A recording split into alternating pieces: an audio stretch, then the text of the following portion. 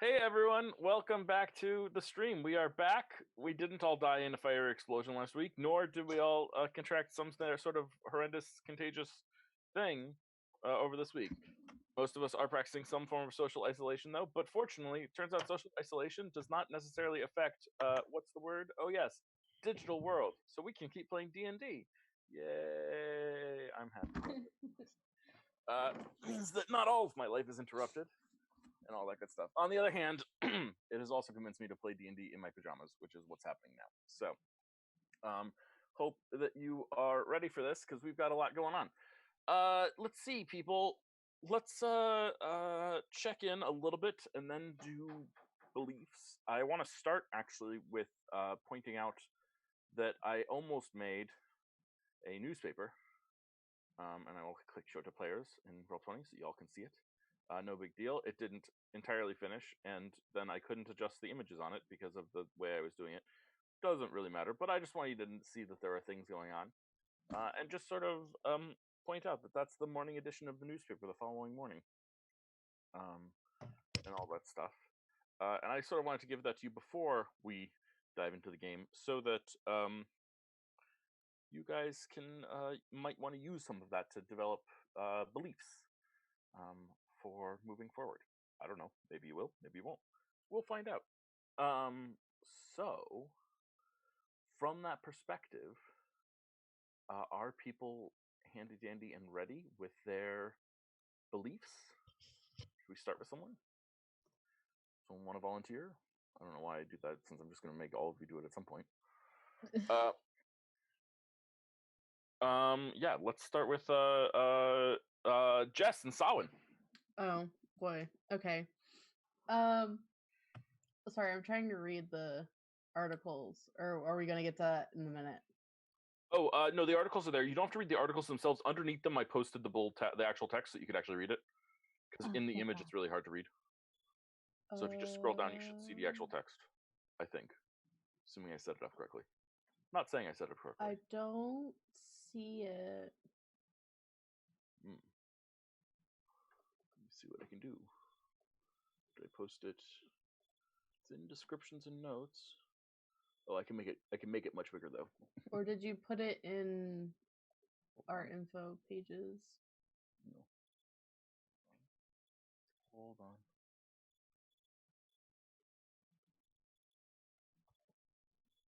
Wow. I have handouts for, like, I know some folk. Oh, it's at the top. Sorry. Okay. I can put it in handout. Oh, it's in newspapers. Sorry. It's now in newspapers. Oh. Ha ha ha. There will be in a second. There we go. Now it's in newspapers. Yeah, sorry. So we don't really need to read the text then. We just need to see the headlines. I mean, yeah, if you want to read the text, you should feel free to read the text, but the two headlines that you can see are certainly the most important ones. And all that good stuff. Maybe I'll start with someone else if you're checking in that now. Would that be helpful? Please. Excellent. Sarah, hey. Hey.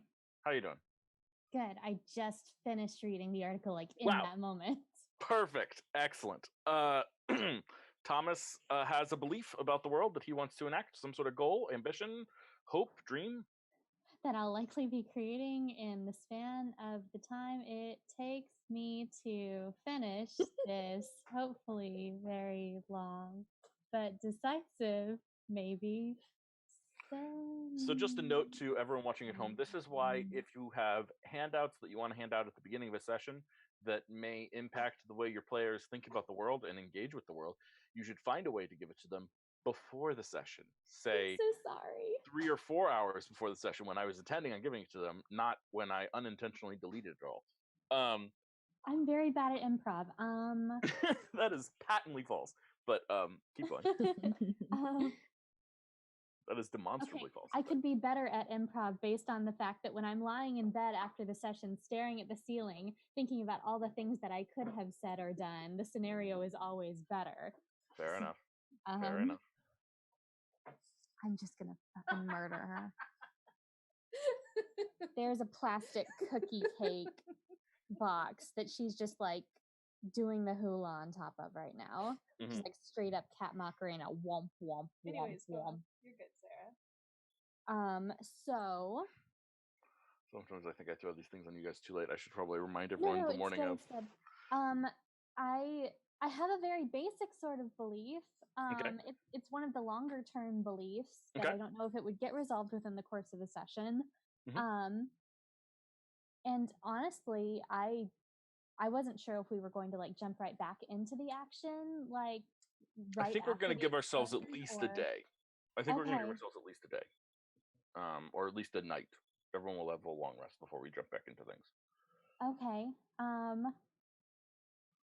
I like I honestly have a question for you, I guess, Go for it. before. Mhm. Okay, so basically after the explosion, did people mostly disperse or did more rioting take place throughout the city as a reaction to what Mhm. happened? Yeah, there was a fair bit of panic, but the explosion was not a non-localized phenomena. It was a localized phenomena, and it was in a district that wasn't like a lot of homes.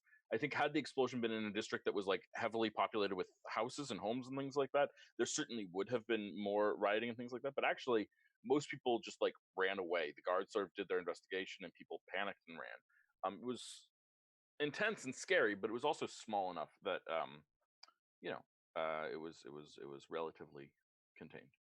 Okay, then I mean, in a Burning Wheel game, I'd have the opportunity to enact a few of the different beliefs that Mm, I had an idea for. sure. But the one that I'm going to go with is um, the city is highly unstable and many of my friends are vulnerable. I will do everything in my power to protect them from harm, physical Them harm. being your How friends do or I them being narrow the it? city?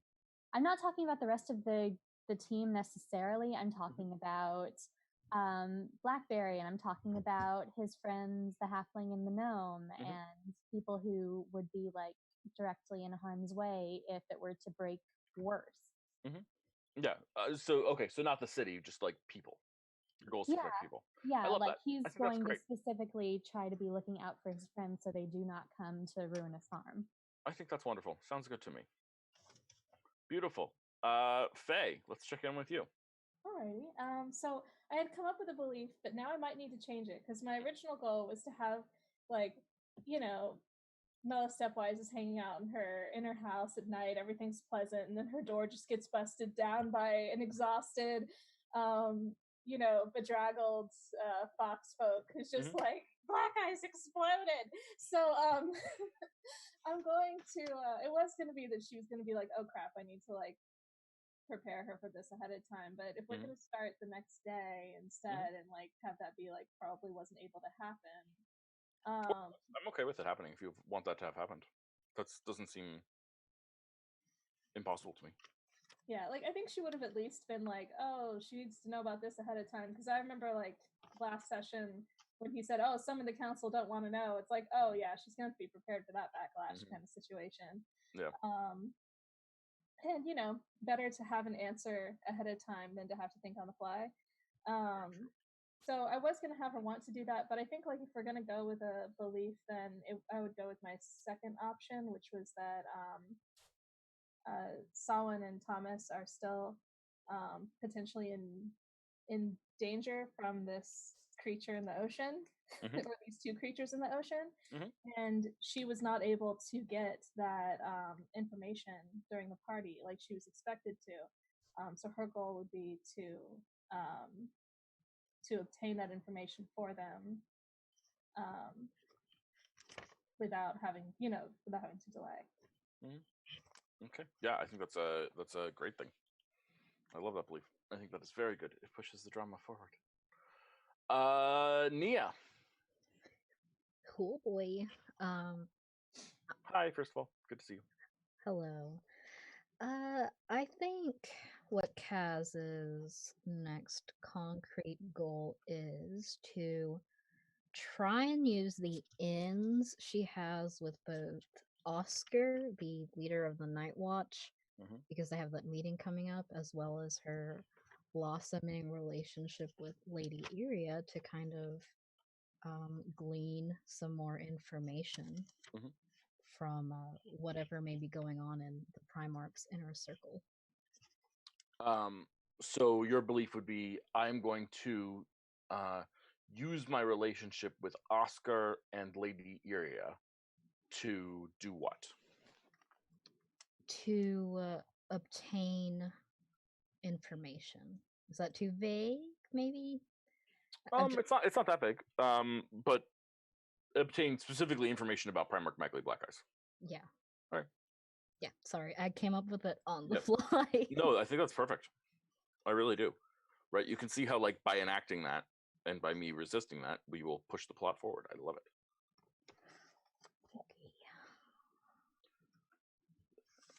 Ugh, I have too many made-up words. Okay, and Jess.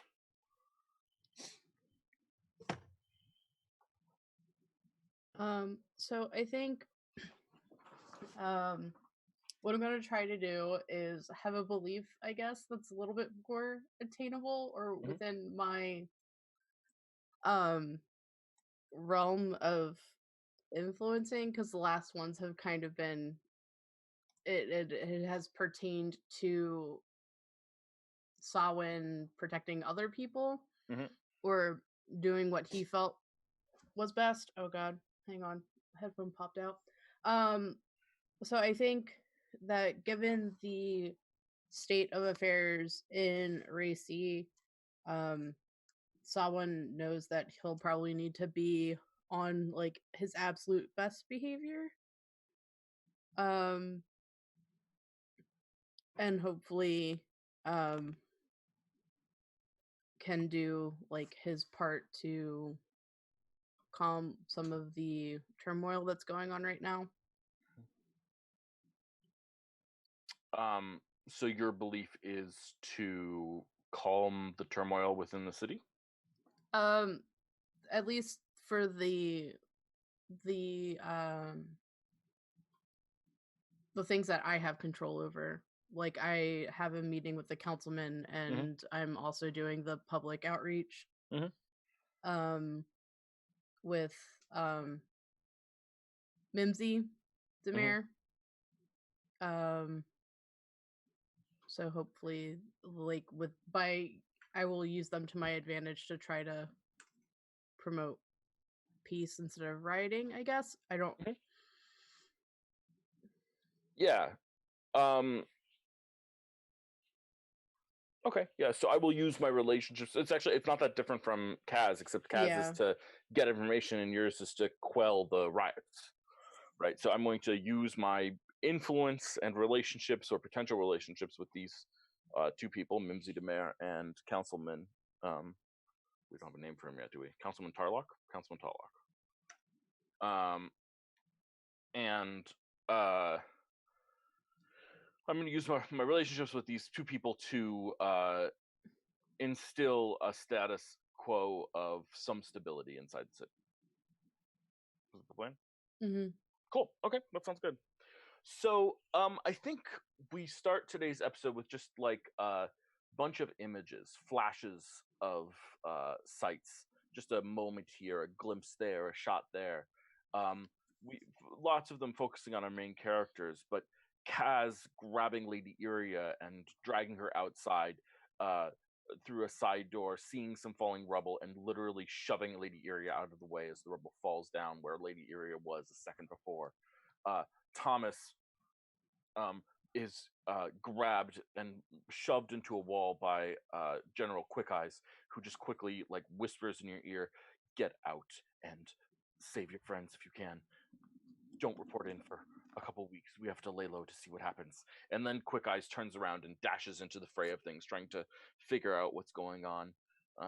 Juniper looking a little befuddled and lost in the chaos, and several people almost step on her in various ways, just overlooking her short frame. She's not the only one. There are goblins and gnomes and others there, but just in her finest outfit, just almost squashed constantly. And Sawin, pulled aside by his sister, who just very courteously kisses him on the cheek and then nods and then just leaves elegantly in a huff. It's very bizarre, considering the chaos that's going on. But we see the party breaking up. The explosion happens again, and the balcony upon which Primarch Magli Blackice was addressing the crowd collapses.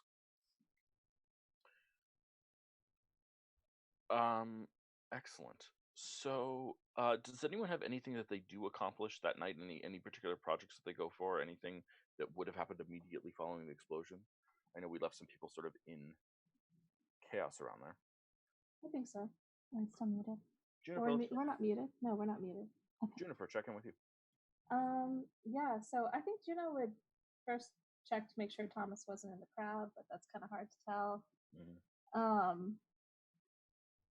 And I think when she sees that things are breaking bad, if she can't find Thomas, she would pretty much she would go to Stepwise's place. I think honestly, she might make herself.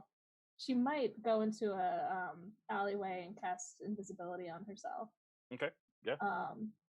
And just so that she isn't seen, and bolt the heck across the city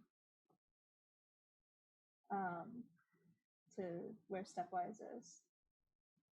Yeah, so you move across the city about as fast as you possibly can, and because of that, you actually make it there at roughly the same time that she does, because she didn't leave that long ago, and she was sort of leaving at a sort of leisurely rate with the nice guard that was there, and the guard sort of looks up at you and is like, "What?" I'm still invisible. Oh, right. Am I? Has it been an hour? Or no, it hasn't. No, you're good. You're right. Okay. So the guard just sort of helps Mela Stepwise into the house and puts her down on a chair. She looks a little zonkered, just a little tired and out of it. Oh, dang. Well, I'm going to sneak into the house after them and just, like, keep around the edge until the guard is gone. Yeah, he, like, goes and pours a glass of water for her. And then like hands it to her, and she thanks him, and then he leaves. Okay. When she leaves, she leaves. Yeah. When she leaves, Juno is going to. There's no real way to announce that you are invisible in someone's house.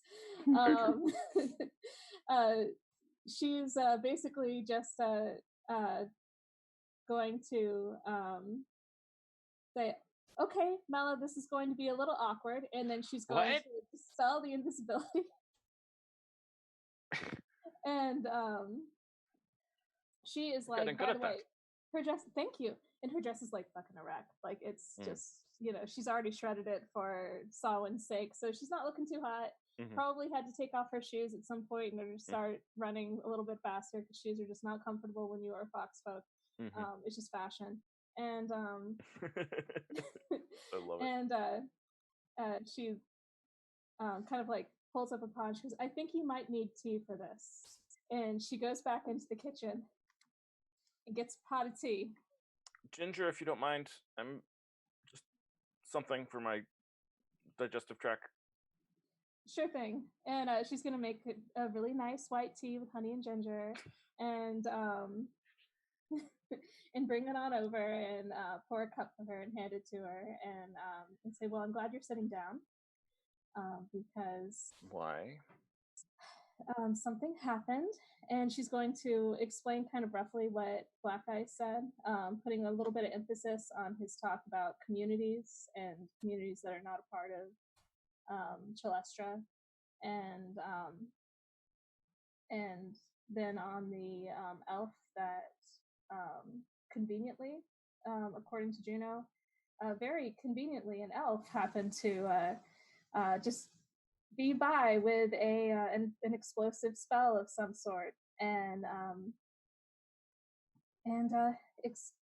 exploded the balcony, and a lot of people are dead. And Blackice, I think, is fine, but it's bad. I think it's really bad. I think this is him talking about the gods getting married to the goddess of war. I think he's. We have no evidence of that. It is just some dumb idea that he had and latched onto. We have no evidence that Yemis and Gyatso are anything more than just the gods that they were. I know, but I think he's using that as a convenient excuse, just in my opinion. But he did say that some members of the council didn't want him to say that. So I think Yes, he of didn't course, name any trying to names. wedge with mistruth between the council and the people that were there to protect and help. So it's looking bad. This is why this man must go. Yeah. And actually she's gonna just straight up agree. She's gonna say, yes, that is why. Are we okay to talk about this here? No. Maybe. Okay.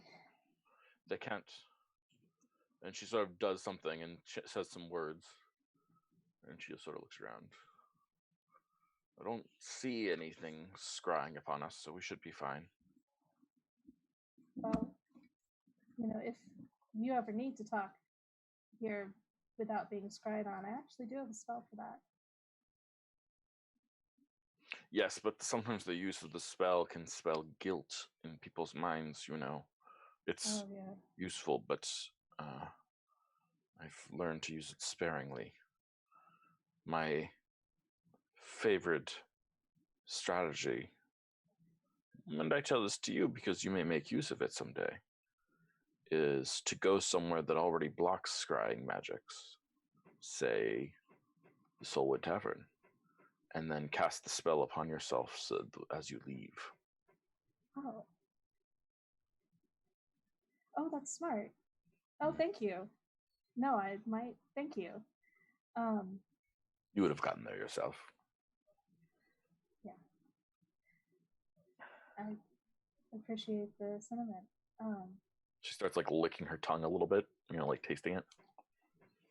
Are you feeling any better? It has crossed my mind that I believe I was poisoned this evening. I think you were.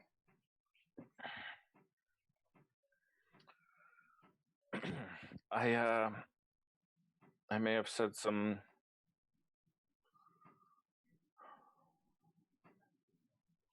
too harsh things to you, my dear. Oh, well, it's okay.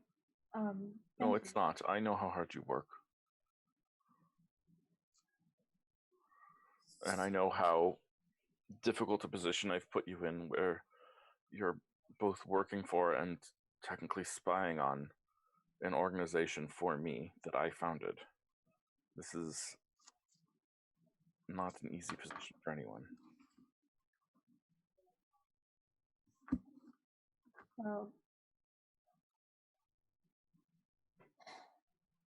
they're gonna have to know that I know you somehow, anyways. After this, because Blackice knows that we know each other, and it wouldn't be fair to them if Blackice knows something they don't.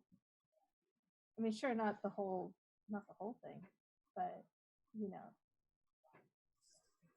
In my experience, it is the very rare friend that can look past the deceit of spying. Well, you've done it before, right? Don't talk about it too much if you're still experiencing the, effects of what happened, but is that from experience or?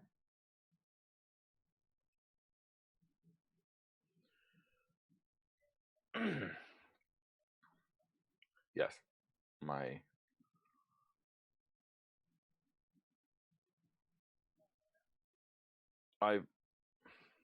I've always understood political realities. Everyone has to spy a little here, spy a little there. It's not pleasant and it's not ideal, but it's the world we live in. It's where we're at. We don't really have a lot of ways around that. But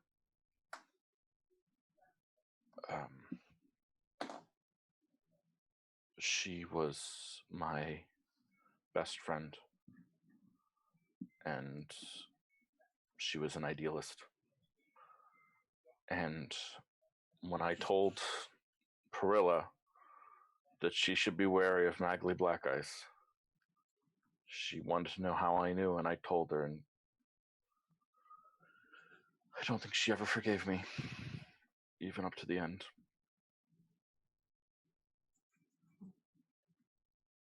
She died angry at me.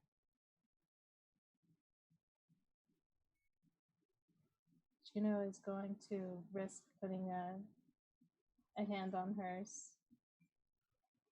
And It's scale and wrinkly, and it meets your fur. I'm sorry. I don't know what happens after, but you're doing good work here. If she were to see what you're doing now, or who you are, how much you care about people. Hate it. She would hate it so much. She would hate every step of this damn process.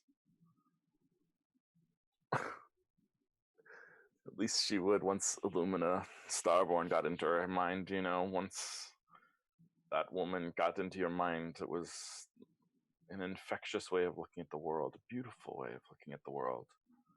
Seeing everyone together. Seeing everyone being a part of each other's lives in a positive way. But Perilla, she was an idealist, and I do not think she would at all approve of what we were doing here. I can't lie to myself and say that she would. It would be lying to myself, because she would never do it like this.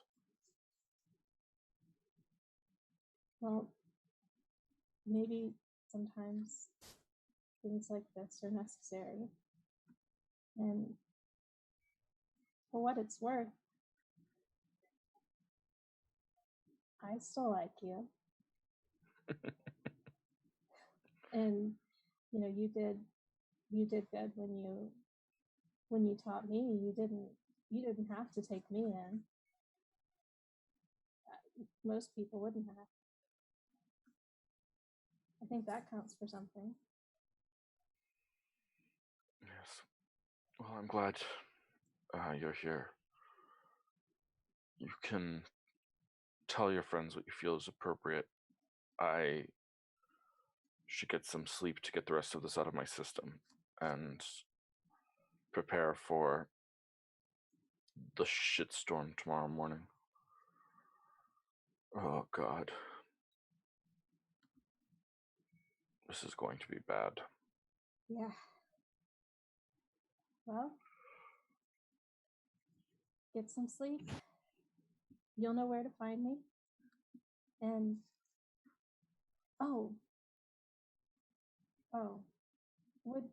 would it be okay if we maybe if we talked about that thing we were talking about before, the information I needed? Is it okay if we get that later? I think,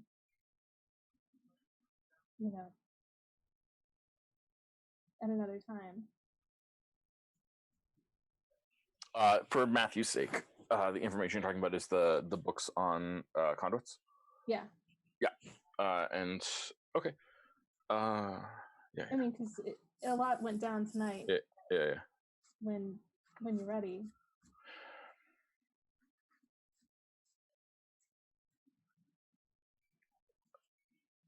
Just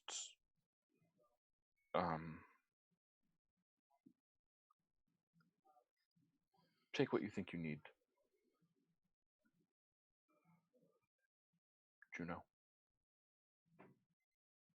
It's all there now. I put it back. Okay, I'm gonna hug her.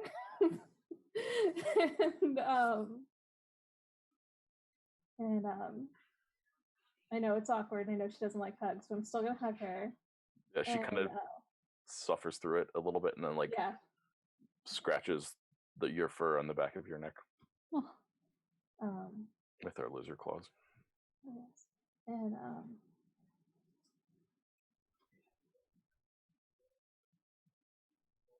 yeah, and she's going to say thank you.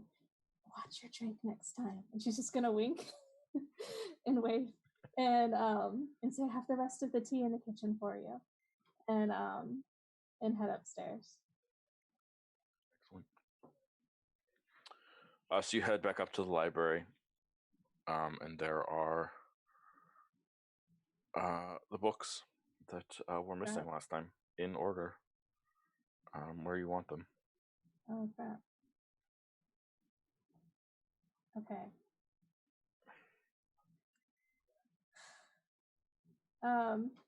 She's gonna ruin the mood a little bit by hopping back out to the hallway and going, is it okay if I stay here for the night? Of course, dear. And you know what? Yeah, she's gonna do the thing that everyone has done at some point in their lives, and she's going to say, "Thanks, Mom," and then she's going to go back into the study, realize what she said, close the door, and then be like, "Well, I can't turn myself invisible anymore because spell slots," and and she's gonna try to bury herself in a book, but fall asleep halfway through. Beautiful. I love it. Does anyone else have any experiences or events that happen immediately after the explosion before the next morning?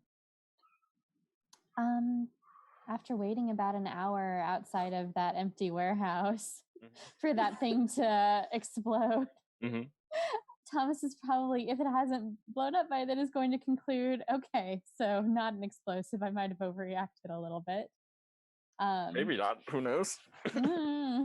And tried to take it to the Soulwood Tavern and maybe look inside of it. Because, like, while he was warned not to report in for 2 weeks, anyone can scry on this thing. So, yeah, storing it somewhere that cannot be scried. That sounds like a really good plan. I like it. Yeah, so you take it to the Soulwood Tavern. The Soulwood Tavern is closed. That's fine. If it's been an hour, he has his spell slots back. He'll knock. Great. He knocks and the door opens. I love it. The door just pops open for you, and you can go inside. Okay. It's like it's late now. It's probably around 2 a.m. Okay. So he will try to find a place, maybe not in the back room, but like he's trying to find a place where no one would look for it. Like maybe up in the rafters, or if there's a crawl space, or... Yeah, why don't you roll an investigation check for me? I would love to. Around the cat on my hand. Lois is sleeping on both of our hands right now. That's very adorable and very inconvenient of her. No, she's so... Investigation? Actually, my arm is asleep. Oh, that's terrible. I've never been there before. 16, nice. So, so I think you find a spot sort of like the back wall that connects to where the back room is, the secret room, where you guys have your meetings. In that back wall, there's like a bunch of like planks of soul wood that are next to each other, and one of them just sort of like, if you pull it, it pries out slightly, and then you could like slide it into like a crawl space back there, and then close it if you want it. Okay. Is the dust around it disturbed? Does it look like anyone has been using it No, for it's such been, it's the whole thing is clean. The Soul Tavern is a very nice place. No, there's no dust there. People keep this place clean and disinfected regularly. And they social and they wash distance. their damn hands. And they wash their damn hands. Goblins and potatoes. They like their clean hand potatoes. Yes. Not that politicians don't occasionally go there, and we all know that means a whole different class of washing hands is necessary. But extra disinfecting after the slimy politicians leave. Exactly. So before he slides it in there, Thomas is going to sneak look inside of the briefcase as well. Yeah. So the briefcase is this weird combination of two things that are two very rare elements, and they're both considered like magical components in this world. The first one is soulwood, which we have talked about a lot, as we know that soulwood prevents scrying and things like that. The second one is called Earth's Blood. Earth's Blood is an import from Abarak. Abarak are dwarven kobold underground empire thing going on there, and they have like just deep in the earth, they have these sort of glowing blue veins of material that when you poke at it, it sort of oozes blue stuff. It sort of functions a little bit like as a fuel source. People use it to maintain continual light spells. People use it for all sorts of various magical things. It's a very, very powerful magical regent, and it can be used in many, many different weird ways. But seeing it and Soulwood sort of in the same thing is very weird. They're both sort of their own magical regents, but the idea of combining them, they're both very volatile magical ingredients when they start getting combined and things like that. So what is the purpose of this? And also worth pointing out that you're not like an expert in price or things like that. But if this briefcase was filled with just Earth's Blood, which it's not, it has some chunks of soulwood in it, it would probably be somewhere in the range of like 50,000 platinum worth of Earth's Blood. So this is a huge amount of money here. Okay, I'm glad we're hiding it.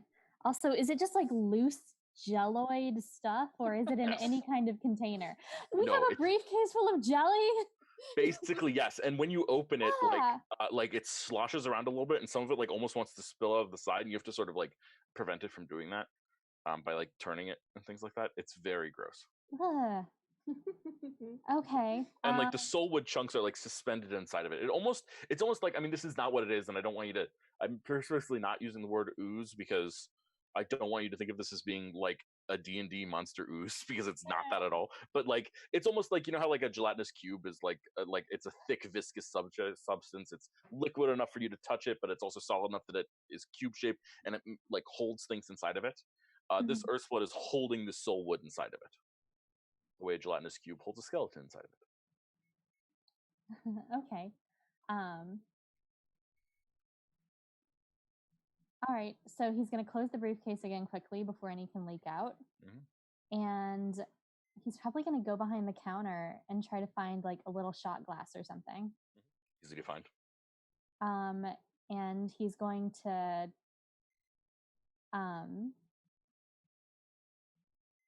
he's going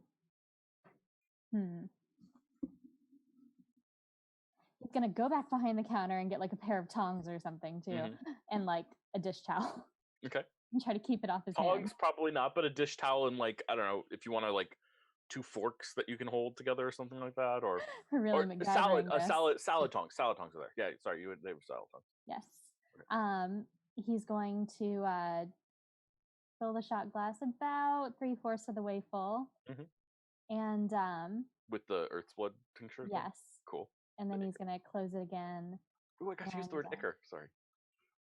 Ichor, the classic D&D world. And he's going to slide it into that hidden space. And I guess he's going to very carefully like wrap like a cloth towel or napkin or something around the shot glass and like hold it upright in his hand as he retreats out. And he locks the door behind him and like, or closes it, or whatever his capabilities are from the outside.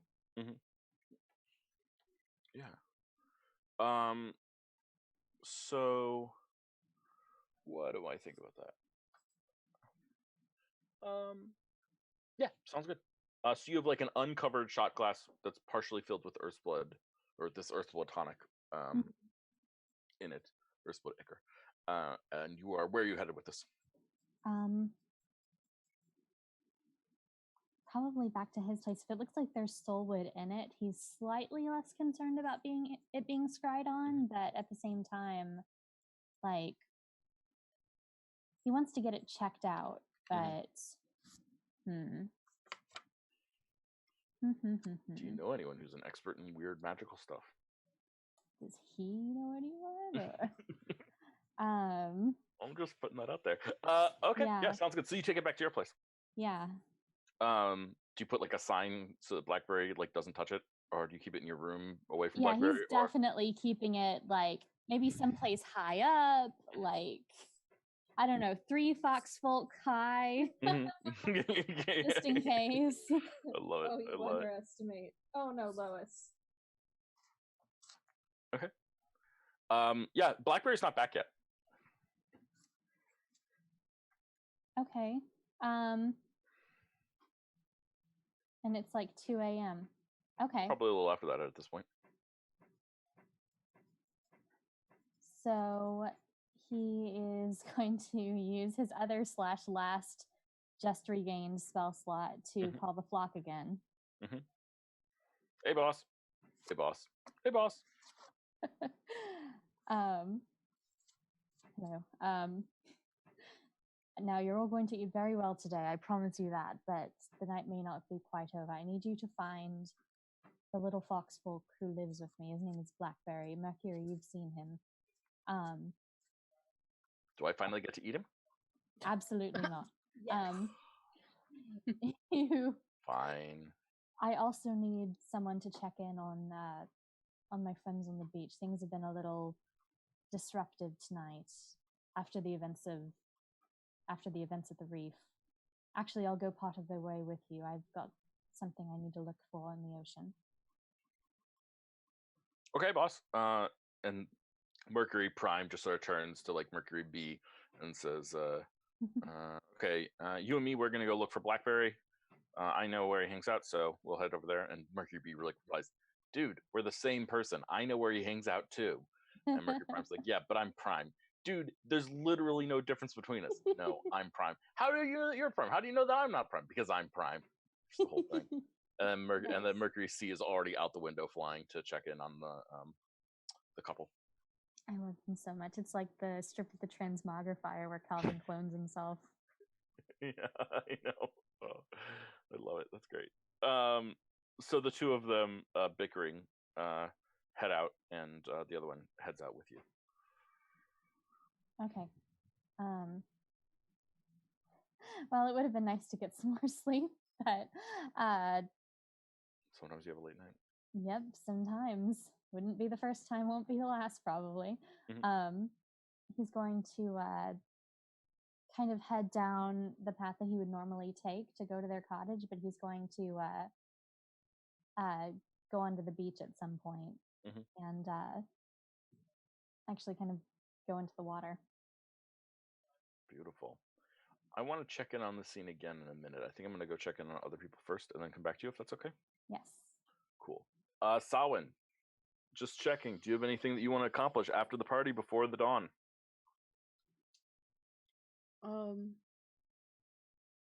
I would have, like, before being ushered out of the space, would it have been possible for me to look at the bear? Yes, absolutely. There is a bear, by the way, just for those of us who forgot. It's dead now. Yeah, was it an automaton? No, it was not. It was a roll an Arcana check. Don't mind if I do.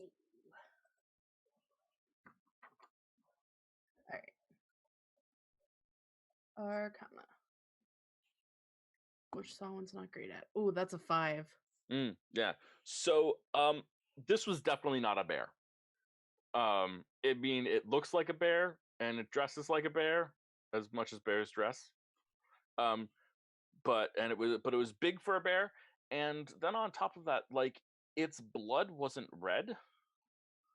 Its blood was purple. Like a thick, dark, purplish reddish color. And that is definitely not bear blood.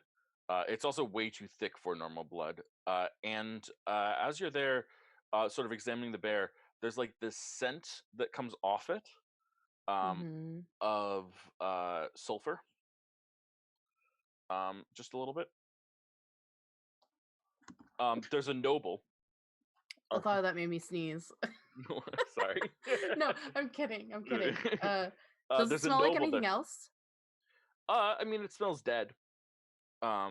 but it definitely smells like sulfur and maybe like wet fur.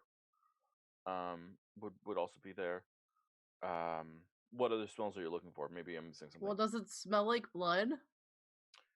Or like, are there other smells combined? Like, so for instance, because Samhain thought as soon as it like turned its head, like the crazy head 360 thing, the crazy exorcist head, he thought it was an automaton, so he was looking for like the smell of oil or like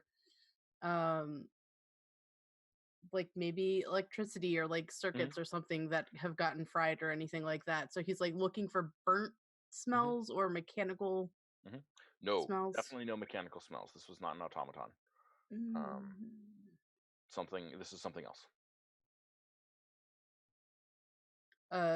Did its owner ever come back over? Yeah, so there's like a noble wailing, "Oh, Ursa, oh my god, I can't believe that you're dead. Why did you go crazy and attack those people? You were such a nice bear. I liked you so much. You were the best pet, my favoriteest friend. Oh, Ursa, my life has no meaning now." Is the bear's name really Ursa or is it Esther?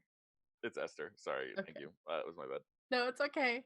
How long? Yeah, so I'm gonna go over and console the noble, and I'm just gonna ask like a couple of questions and like he just like turns turn and them like away. blows his nose into your jacket or whatever you're wearing, and then like hugs your leg and just like is weeping into your shirt. It's okay. Don't look. We can come back. They'll want us clearing out. So we'll return tomorrow and collect Esther. She was such a good bear. I loved her so much. She was the star of so many parties. I liked her so much. People liked her. She was the cutest bear. She would go like, "Grr, arg," and people would laugh, and it was so sweet. So I do have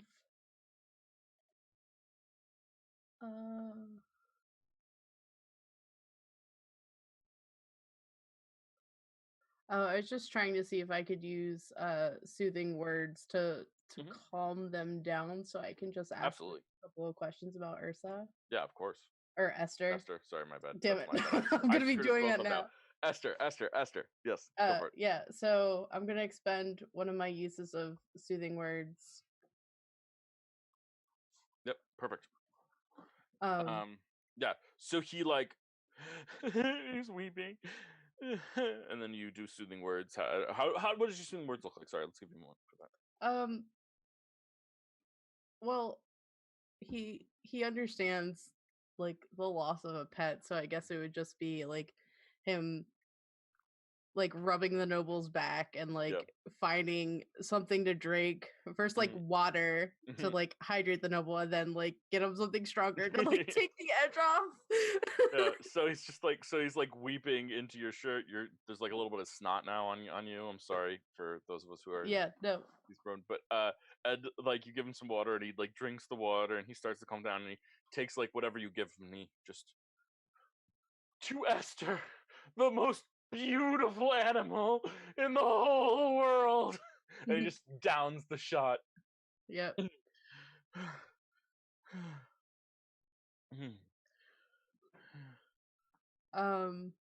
Has before I walk off with this noble to walk them home and ask them questions about Esther, is Algernon still milling about, or has he disappeared? He's gone.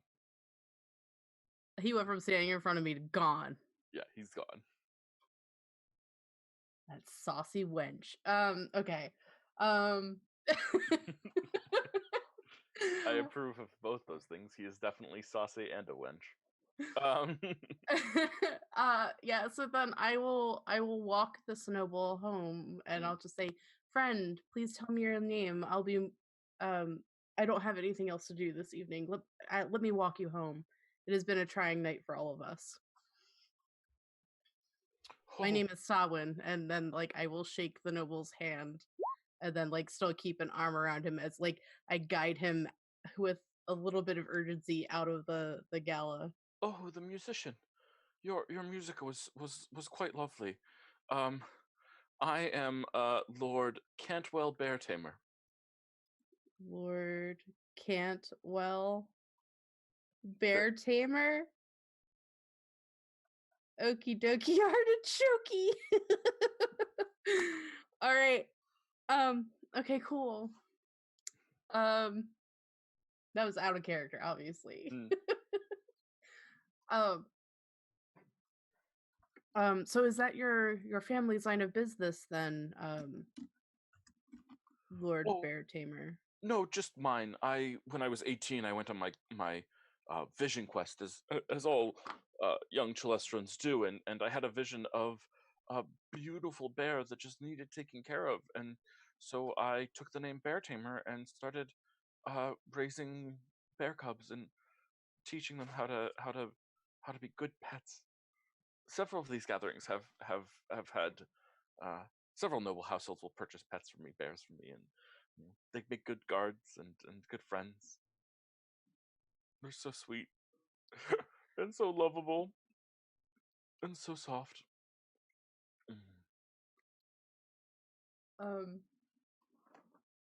How long did you have Esther? Did you find her when she was a cub? Yes, I've had her for almost 8 years now. Where do you normally find your bears? Oh, well, I purchased them, of course. Oh, okay. Oh, is there a breeder you use? Well, or are you a rescue? To be perfectly honest, I mean, I always prefer rescues, of course, but to be perfectly honest, it's not. Well, I mean, there's nothing like technically in the laws against it, but it's not strictly speaking like the most legal profession. You know? Mm-hmm. It's not even my profession, right? I'm a noble. I don't really need a profession. I have money. I just do this as a hobby, really, more than anything else.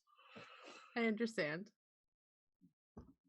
But there are no bears really in Chelestra. I mean, occasionally there's a couple, but mostly they're from Sunera. So I get them shipped from Sunera.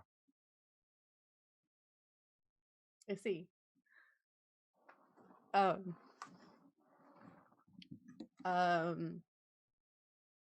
This is just floundering for words. This is not Sawin. Yeah, Sawin is very smooth. I get it. Sawin is very smooth and very put together. Mm-hmm. So did I find out where this man lives, and are we currently in process of walking him home? Yeah, you're heading there. You're walking him home. He seems much more calm now that you've calmed him magically. Yep. Shocking how that works. It's amazing how that works. Just random magic while you're generically calming somebody down. So did Esther have siblings? Or do you I don't know. more of like a one of a time? She was the only one that I purchased from that batch. No, I have 6 bears living in my home. Well, I guess 5 now. But you know, it's not uncommon that I'll have as many as I'm set up to keep as many as 10. That's really quite impressive. Yes, it's a whole thing. I imagine so. They must eat so much. Oh, you have no idea. They eat so much food. I'm very lucky that they all like fish. That's one of many of Racy's blessings, is it not? Oh, the bounty of fish that Sinanar has blessed upon us is so great and so wonderful. The harvest of delicious and scrumptious fish is exquisite. How much time do I have left with this man? How much time do you want? I mean, not too much longer. I think I have an idea of how he got his animals. Yes, you do. You in fact know how he got his animals. I definitely do. Yeah, that's all I really wanted to know is like where the bear's provenance was, like where they came from. Yep. Okay. Well, then I you have just that assumed. I wasn't sure if it was from Abarak or if they were from Sunera, so that's what I was trying to figure out. Yep, from Sunera. You got it. Okay. Got it in one. Cool. Then We've shared through a certain shipping company that we're familiar with. Yeah. Excellent. I am gonna make a note of this man, and I'll tell him that I will. I'll check in on him to see if he's or how he's doing. That's so wonderful of you. I really appreciate the generosity of spirit. It's not common that we meet people who are so selfless as to take care of one another without an expectation of some sort of coin in recovery. You know, I've been curious for a little while about the possibility of my bears responding to certain types of musical sounds, maybe to soothe or calm them. Would that be an experiment that you'd be interested in helping me perform?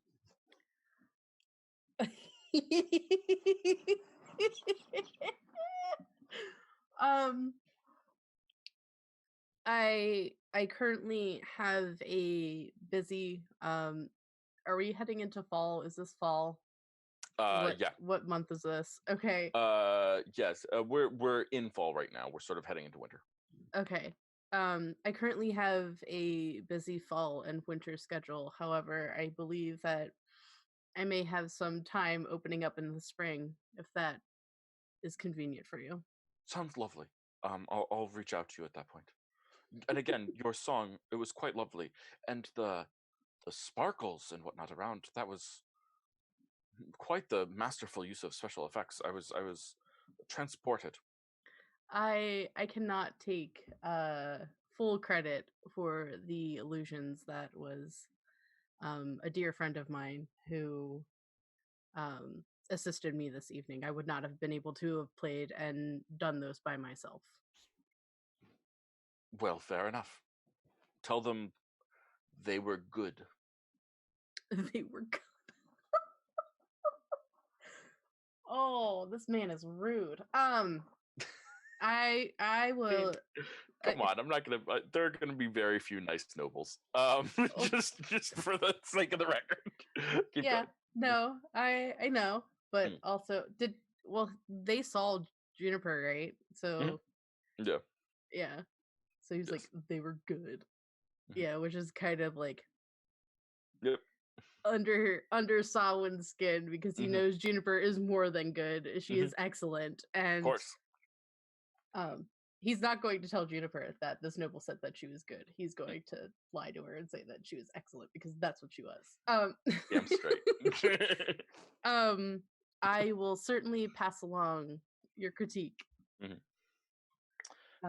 But it appears we've reached your home, so at this point I shall thank you for the company. I'll have to arrange for some people to go collect Esther's body when things calm down. Thank you again for your company. It was a pleasurable walk home. And then he sort of looks around and pats himself down a little bit, reaches and finds something. Ah, yes. And he just sort of tosses you a couple of coins. Oh, well, thank you. You didn't need to do that, but that's appreciated. Really? Oh, well, then I guess I'll take them back. Is it awkward now? Is it weird now? Sawa will just hold them out. You do as you see fit.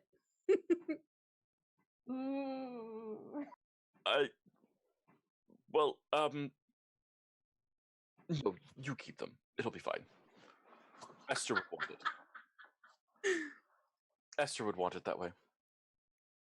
And I will see you in the spring. I look forward to it. Then I'll say whatever blessing is, or like as I take his leave, whatever the common blessing is in Racy to say to somebody. Perfect. I love it. Kaz! Gotta mind my P's and Q's. Yeah, of course. Talking to rich people. What are you doing in the aftermath immediately? Okay. So, just so I have everything clear, where is everybody when this explosion happens? Yeah, so Thomas is outside, not near anyone, because Thomas is at a warehouse expecting it to blow up when something blows up behind him. Samhain is at the bear, which is very close to you because you slayed the bear.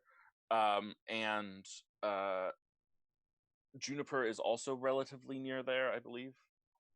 Yeah, and then you are also there with Lady Iria. There's an upstairs floor which has some military people. The guards are sort of panicking as the explosion happens. Okay. Okay, since Samhain and Juniper are right there, I don't need to make sure they're okay, since I can see them. First thing I would do is get Lady Iria to the whatever carriage she's using to get back. Yeah. So you escort her to the carriage, you plop her in it. Do you like make moves to turn around and go back inside?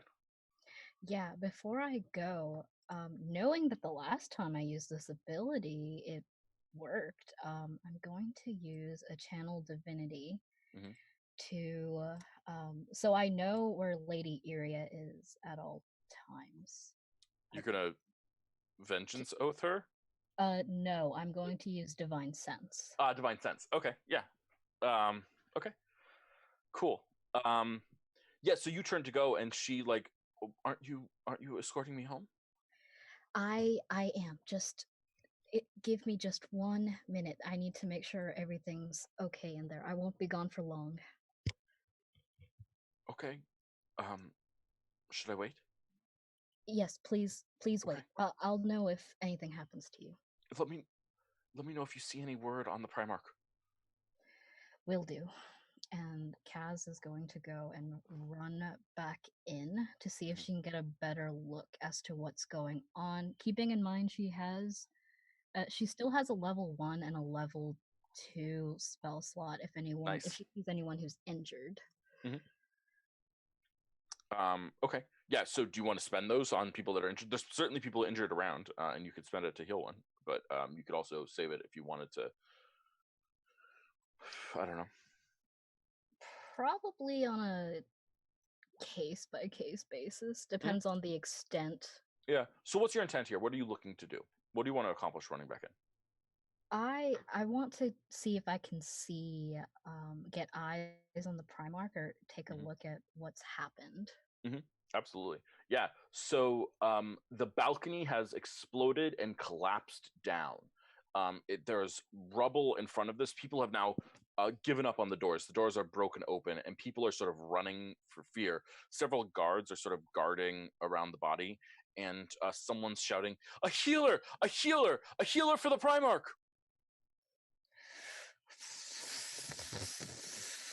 I run over.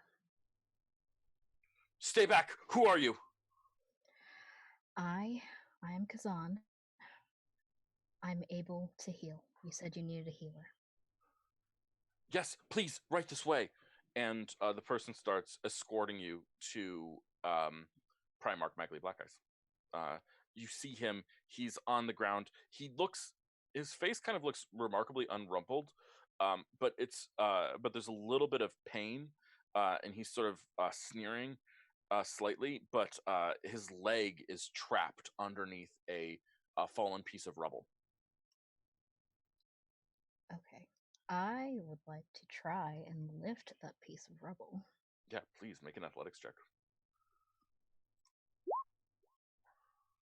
15. Yeah, so you go over and start lifting the piece of rubble. One of the guards come over to like help you do it, but like he's not needed.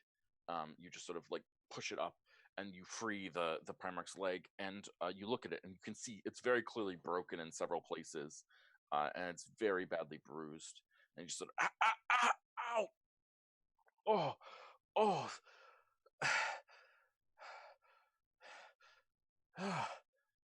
You. We met once. Twice? I don't remember.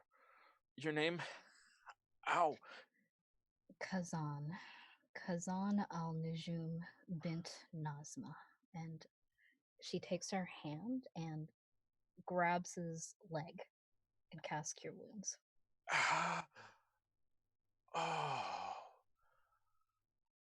Oh, that's right. You're the sibling, right? From the Kava? That would be me. That's the fourth time that I'll owe your family something. Oh, I have no idea why your family decided to help me, take me under their wing. Oh, but I am ever grateful that they did. This is a miracle. Oh, thank you. Thank you so much for this relief, Kazan. I heal. It's what I do. It's a good service that you provide this day. Enemies attack from without and within. It's good to know that there are allies too. Without responding to him, I'd like to take a look around to see if I see anyone else who's injured in the area. Mm-hmm. Yeah, there's definitely several more injured people in the area. If you want to help them, you absolutely should feel free. There's a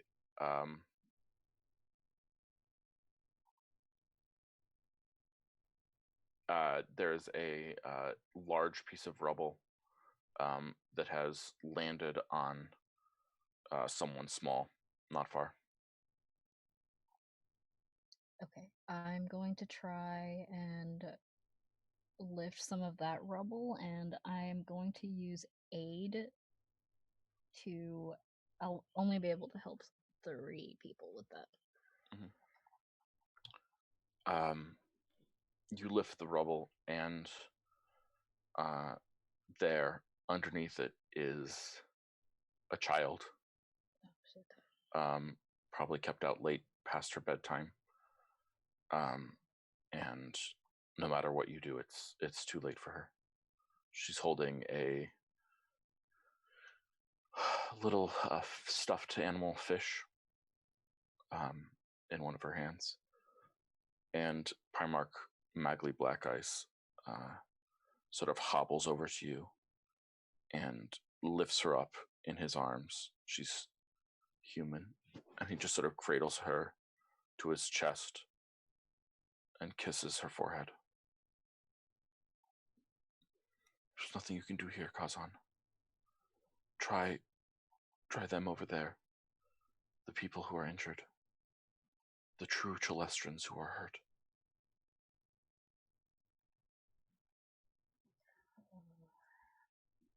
So when I use that spell, it didn't help the child. She's dead. You need a revivify spell. Damn. Not at that level yet. Okay. In the direction he pointed, what is this group of people he's calling true Celestrans? It's a mix of people, just people who were at the festival, really, who were injured in the explosion. It's not any particular race. You know, Celestra is dominantly human and lizard folk, but there's a gnome there who bears the signs of having been raised in the Uri Quarry. There's a tiefling who's injured. There's an elf who was injured in this explosion. Okay. I will go help those 3 particular individuals. Mm-hmm. You're able to revive them, bring them back. A lot of them are very grateful. The lot of them are very grateful to you and feel immense relief at this momentary coming back. There's a good chance that if Kaz had not done this, the body count would have been higher. Okay, I don't have any more spells to use, but I would like to spend another couple minutes to see if I could maybe stabilize anyone. Not the best at medicine. But you're there and you're trying, and that makes a huge difference. Even when you're not able to stabilize someone permanently, you can keep them holding on for just a couple more seconds here or a couple more seconds there, and then a priestess, a priestess of Tamden appears, and just immediately walks up and looks at you and says, "Thank you, young one." And she like just sort of pats your cheek and looks at it and says, "Oh, you look very tired. Let me take it from here." And she just sort of looks out at the assembled people and casts a spell. And you see just from her these like blue magical wave looking things just sort of spread out from her. And there's like this whoosh sound. And everything that is touched by the light in this area immediately regains hit points. As she just sort of starts healing the people around her, including you if you want some. Are you short hit points? Sure are. You get 8 hit Oh, points. sweet. And so this sort of just blue light washes out, and then she looks at you and says, "You've done a lot. You might want to head home, but we're here now. We'll take care of everyone that we can." Right. And before leaving, do I see where how are the dead being handled? Are they being taken away in carts or? There's only 2 who are dead, Okay. thanks in part to you and this priest who has shown up. They weren't taking anyone away until she showed up because she wouldn't let them. But yeah, so the only dead are an older lizard folk and a young human girl that we saw before. And Primarch Magli Blackice won't let go of her. He's just holding her in his arms and weeping. Do I know the lizard folk, or am I able to figure out who they are? I don't think you have enough experience to know who this is, but there certainly will be articles about it in the coming days. Okay. So, makes sense? Yeah, makes sense. Let's see. There's nothing else I have. I am completely spent on every possible ability I have. So I'll take one last look at the child the Primarch is holding, and then head back to Lady Iria. You join her in the carriage, and she looks at you. Were you able to help? I was able to help some, but there were still casualties. I believe one is someone of importance to the Primarch. A child? I don't know. But I think everyone in Celestra is of some import to the Primarch.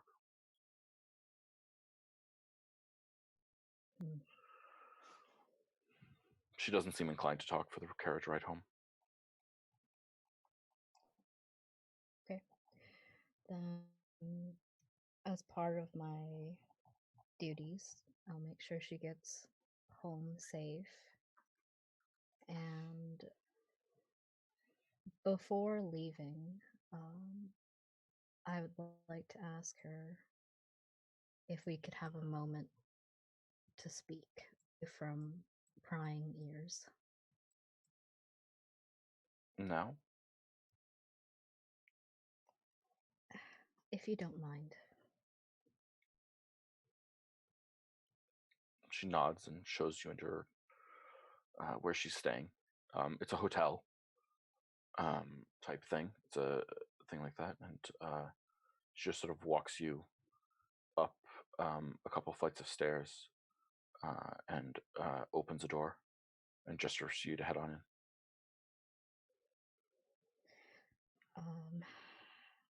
How is she looking?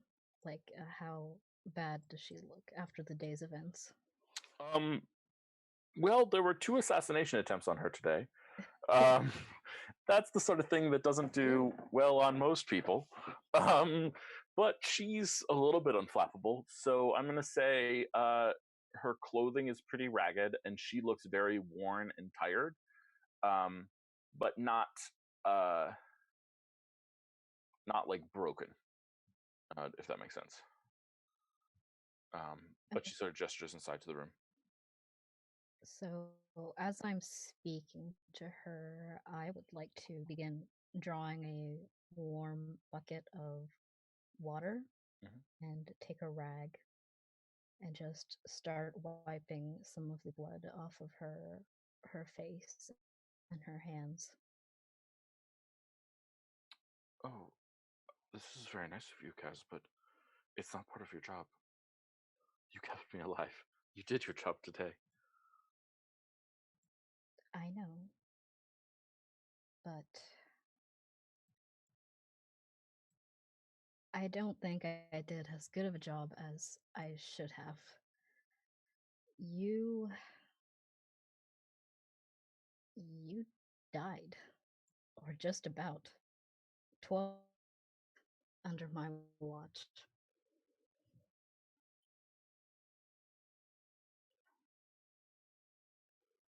Yes?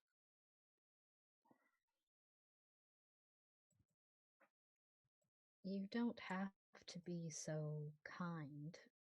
It's not. I'm under your service. You're allowed to be harsh. I failed in that aspect.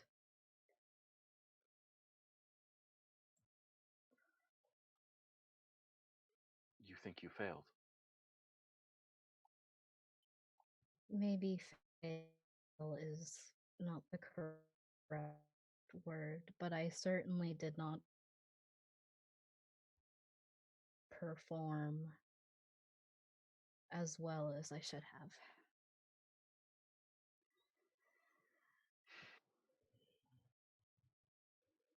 She looks thoughtful for a second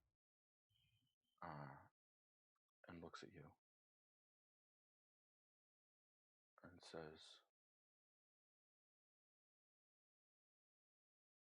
I'm sorry that you feel that way, but I learned long ago that any day that ends with me alive is a successful day. There are many who want to hurt people like me for all sorts of reasons, and it really only matters or comes down to, did you make it another day? Did you share your message another day? Did you make a positive difference in people's lives each and every day?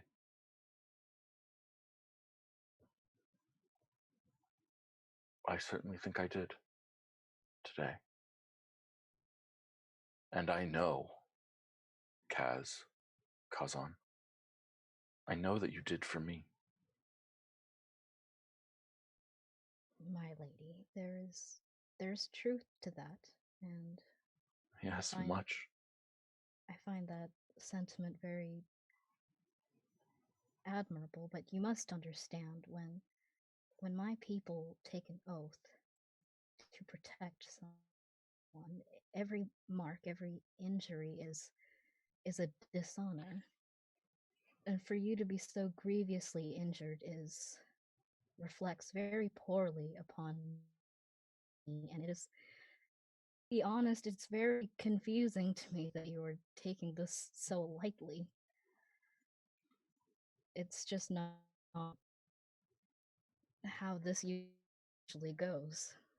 Are you telling me that you would feel better if I frowned at you, if I struck you, if I cursed you for your failures?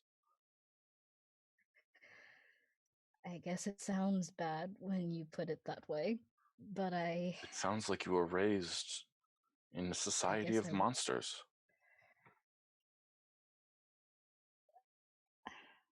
We take our duties very seriously. This is one thing I was raised to do. To be strong, to be a protector. And today you were.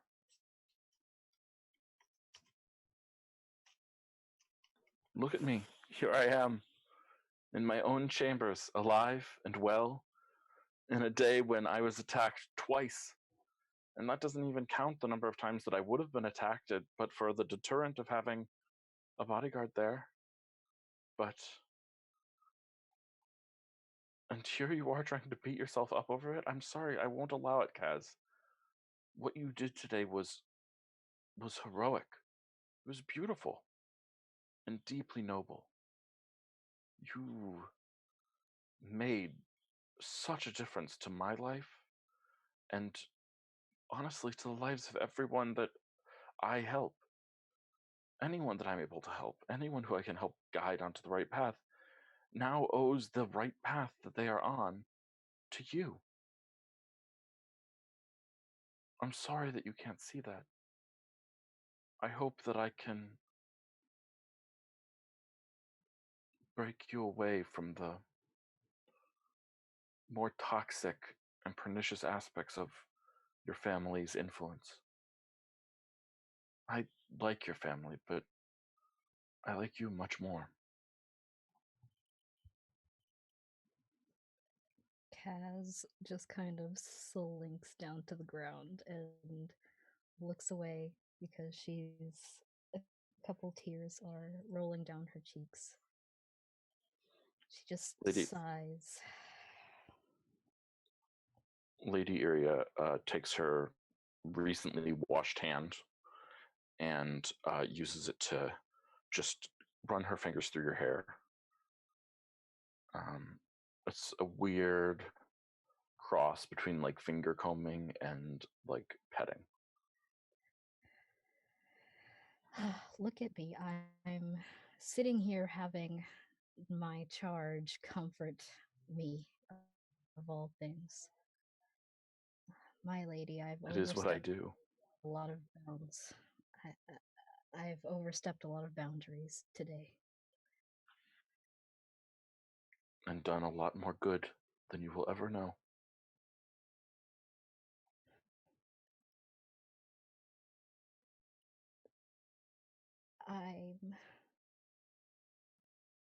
I'm very confused right now. And if you let me overstep my boundaries one more time, I would appreciate if you could answer just one question. Of course, Cass. I will answer anything you ask. Honestly. As part of my abilities, I can discern when there is a person of certain heritage background near, and I've picked up that you are of a celestial nature. What are you?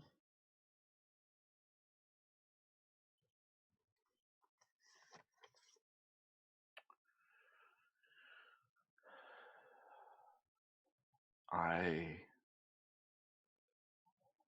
am.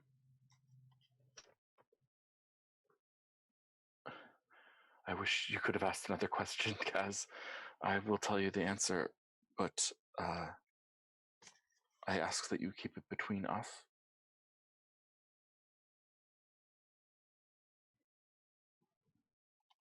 I will. Then I take your promise as solemn as a vow. I know that I appear mortal, but I was sent here by the stars themselves to help guide people, to help guide us all on a new path. I cannot tell you more. I would if I could, but I cannot. But this planet, Isaim, is on the verge of big changes, and I have been sent to help prepare as best I can the world for everything that is to come.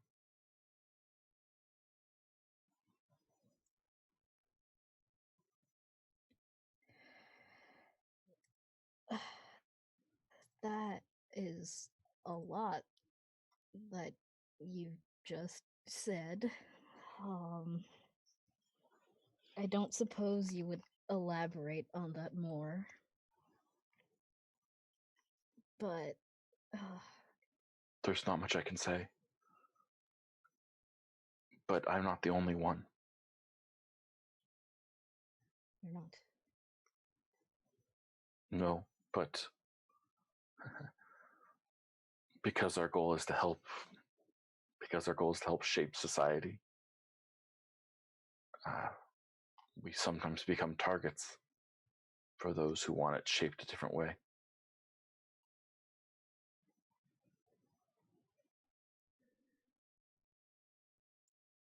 I see. Are there others here in the Racy? Oh, I don't know. We don't keep track of each other.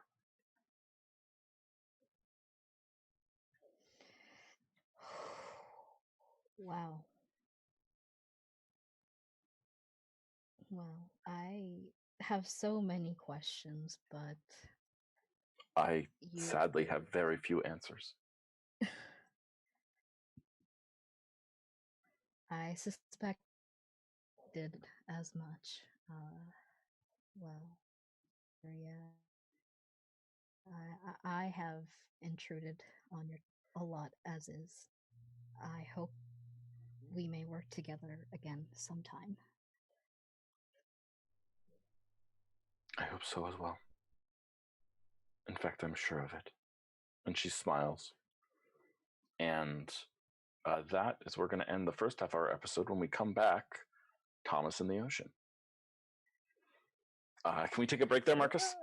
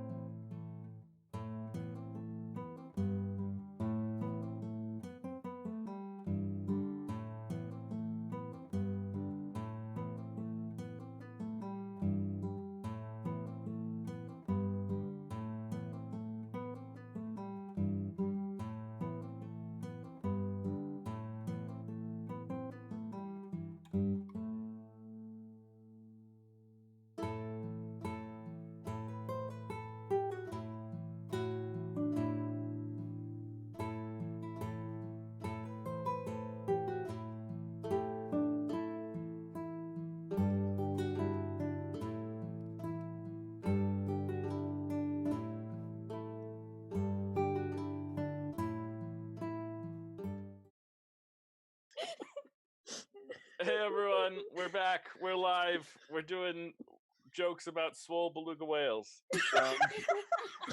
That's what we're doing on our break. What are you doing on your break? I bet it's not jokes about swole More beluga than one whales kind of because mussel in the ocean. you are less cool than we are. That's patently false. Anyway, thank you so much for watching. I hope that you've been enjoying the show with us. I've been enjoying the show and all that good stuff. If you like our channel, please follow or subscribe. We do fun stuff like this. Also, since so many of us are in quarantine mode, that gives you an excuse to go watch more things that are going on at any given moment. Isn't that great? Yeah, you should. We're going to keep making content because almost all of our content is made at a distance from each other, so that's okay. I'm going to be streaming some more creation stuff. I'm writing some adventures. I've been doing that a little bit, and I'm having fun with that. I'm going to keep doing that. Also, there's a chance that my game tomorrow might randomly be streamed because we might have to.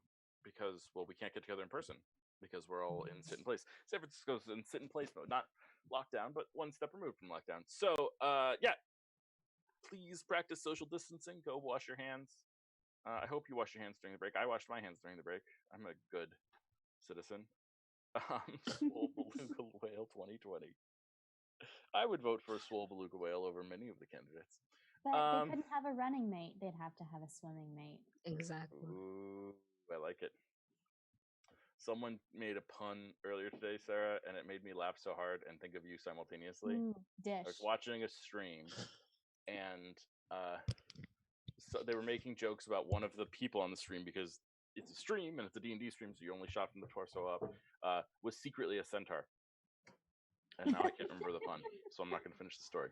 Oh my god! But it was very great, funny. I believe you. I will send it to you when I come across it, and you will enjoy the pun-tasticness of someone else. I appreciate your contribution to the war effort. That's what I'm here for. Yeah, so there may be a game tomorrow night. Probably not, though. I don't know what we're gonna do with that. But it's the first game of a new campaign. For those of you that don't know, I finished my first entire 1 to 20 campaign ever. What? That's insane. I know that's so weird. And that group is starting over now in this area of the Shimmering Seas, and it's gonna be very weird because like the last time we played together, they killed Tiamat, and now they're level 1. It was really awesome to complete a 1 to 20 campaign, though I will admit that was one of my players tweeted out after that. He tweeted out, "I finally accomplished something meaningful with my life." It was very funny. I don't think that was true. It was in his character's life. Yes, that's very true. Those characters saved the world twice.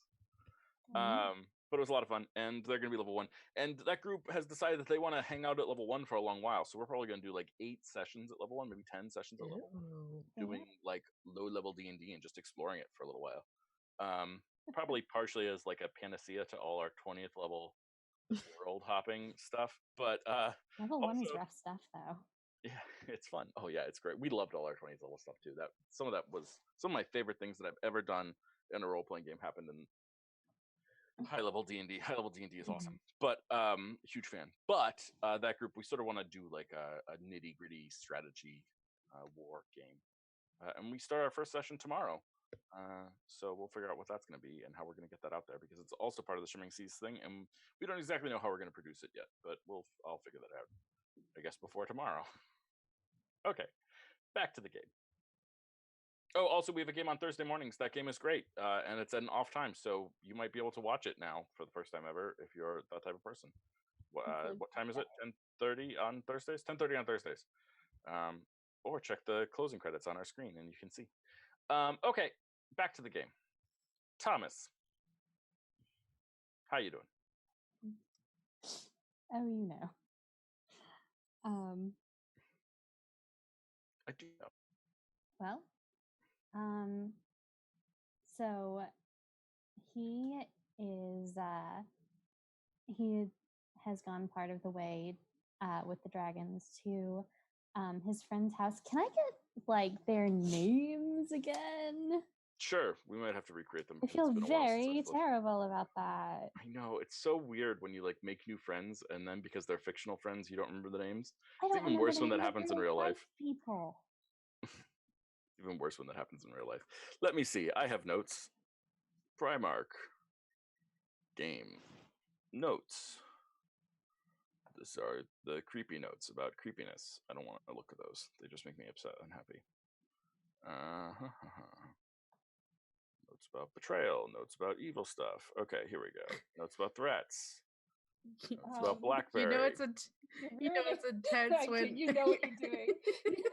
Yes. It's true. DMs are evil, and they are trying to just destroy the whole party for fun, emotionally. Josh and the violin student. General Alden Quick Eyes. Come on. I have notes. Oh no. All a pure heart. Nope. Also, I do remember his first name. Thomas is just waiting for a dramatic moment to use it. That's fine. You remember whose first name? General Quick Eyes. Oh, Alden. Yeah, his name is General. No. Alden. His name is Alden. Yes, I have no idea what their names are anymore. We're going to rename them. Sorry, guys. I know that breaks immersion, but we're renaming them. If anyone remembers and wants to correct me, feel free to do so. This is why I should have a wiki, so that everyone can edit it together. But that's okay. We're going to rename them. Just found that amusing. Okay. So we've got a goblin and a halfling. The goblin male, halfling female. She was of the royal family, is not anymore. So let's see. From Prian names. Cool.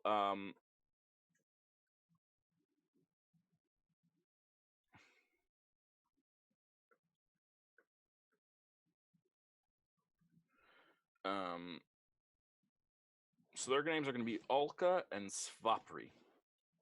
In what order? Alka is our halfling girl. Alka. I'll put it in the chat. Alka, the halfling, the exiled royal. Svapri, the goblin that fell in love with her. Blah. This is a romance novel. It is, though. I love that. Doesn't love a good romance novel. Okay.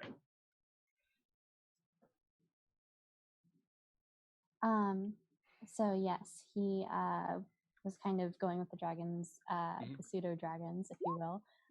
Part of the way to Alkin Zvapri's little cabin place. On the way there, he kind of sent the dragons ahead, and he's going to, since he's in the neighborhood, try to get some answers about the reef. And he's going to take a look for himself. Okay. So you're going to go out and swim. What's the moon look like? It is waxing gibbous. Oh yeah, you said that. That's canon, man. Okay. All right. Well, I actually think his swim speed is faster than his walk speed because he's Chelestran. He should have 40-foot swim speed. He's not going to go super deep. I feel like he would be aware of where some reefs are, and like definitely. As they're walking, if he kind of encounters a place where he could branch off, then he would go for that. Okay. And also, what are you looking for in a reef? What does anyone look for in a reef? Coral. So the water that rose from the sea and became blood is obviously, and he didn't hear anything about Blackice's sermon, but obviously talking with the priest, it seemed like there were a few theories flying around. He's basically trying to get a closer look at everything and kind of find out. He's not going to go too deep because he doesn't want to run afoul of any marine life necessarily, but he's going to get close enough to, I don't know, maybe just touch some surface level coral and kind of like check out the water and check out like what is the tide like.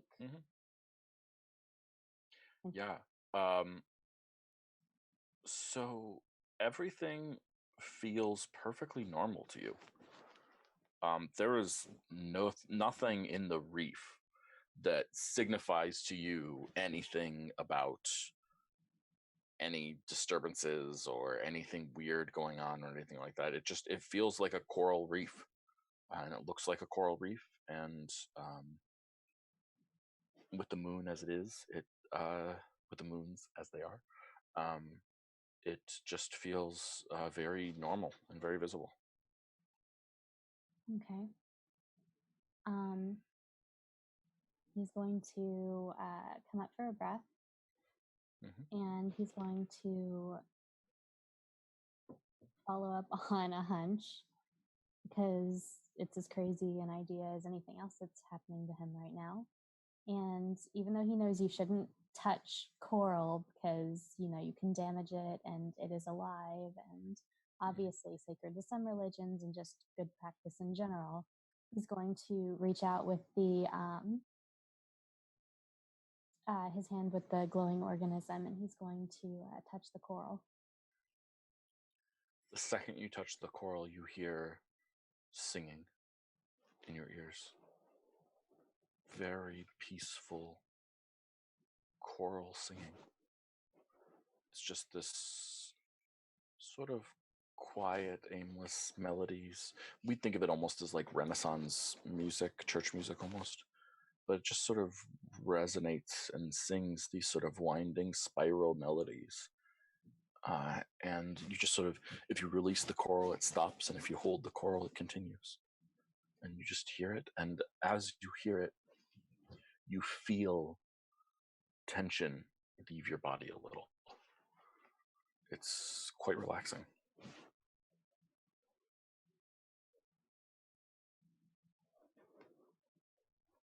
And relaxation is the only sensation that he is feeling. Not feeling any aggression. You're not feeling any negative emotions. You just feel, it feels very peaceful.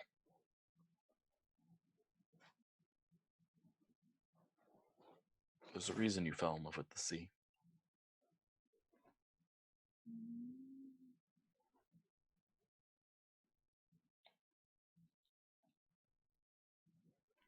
Well, he might try this again tomorrow if he can get a pinpoint on the specific location where the ritual was performed and see if it yields something different.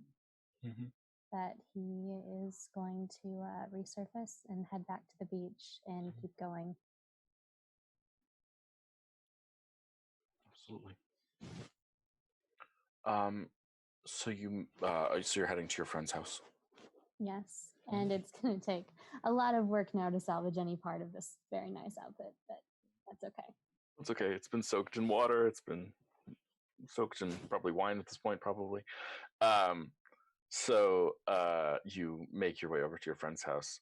It's around 3 a.m.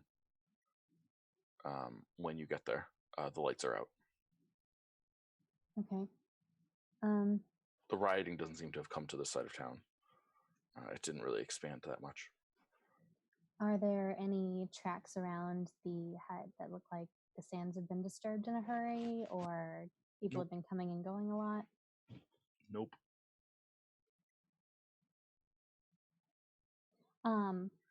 Did Mercury Prime and Mercury B go after Blackberry, or did they go after Blackberry? Mercury C is with you. Okay. He says, "Hey, boss, I don't think they're up." No, that's probably good. I think we've accomplished all we can here. Let's head back and get you all some food. You didn't grab me a fish while you were in the water?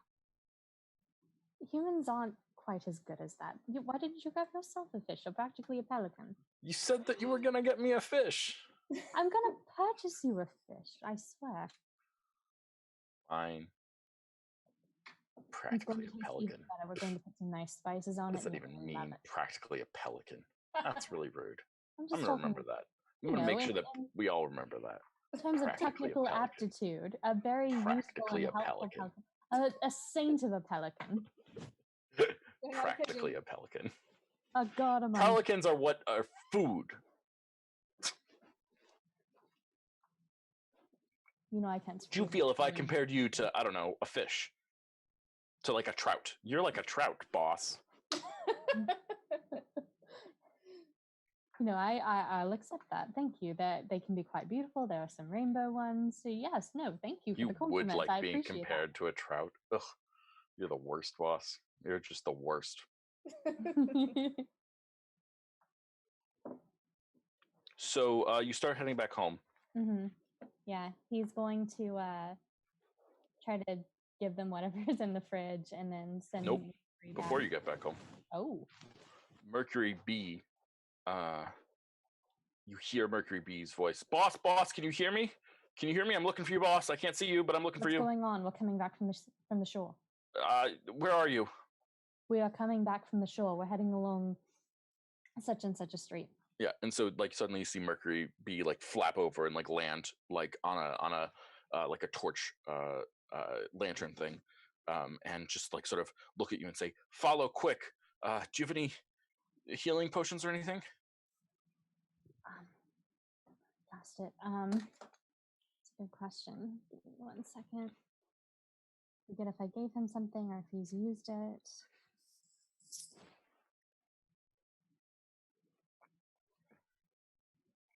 Oh my god.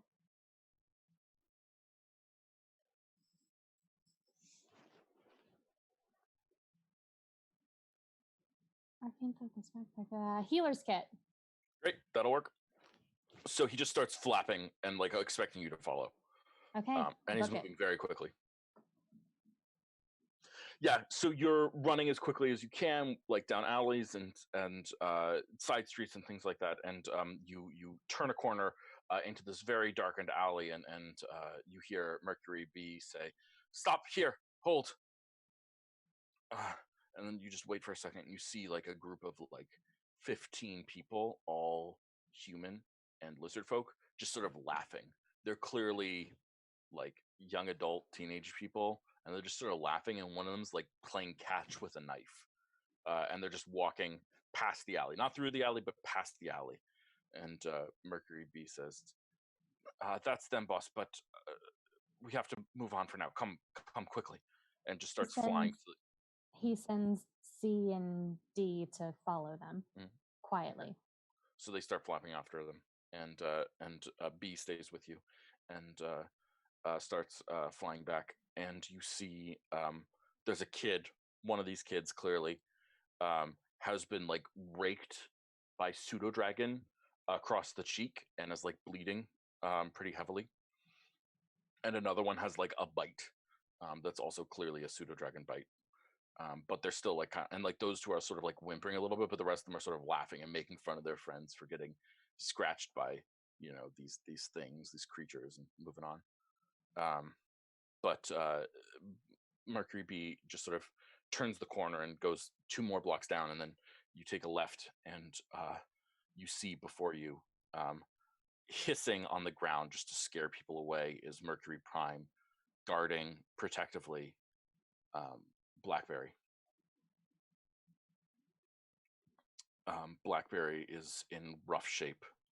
His fur is matted with a little bit of blood, and above his head, in the wall, there is carved with a knife a symbol of a tree with an X through it.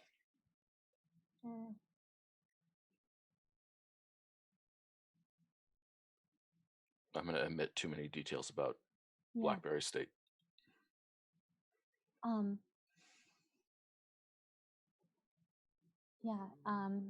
Okay.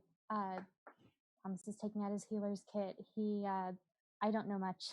I didn't retain much from Navy training about first aid, but he's going to oh my god.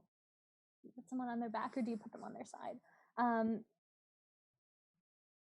I mean, do I need to roll to see what he knows about basic first aid based on Would you like to roll a medicine check? Temple or if you would like to roll this with intelligence instead of wisdom, you should feel free to do so. Okay, would that just be if you're proficient? It's the same modifier. Then don't worry about it. Damn. Yeah. 11, make a wish. I get to cast wish, right? Sorry. Not the way that works. I like it though.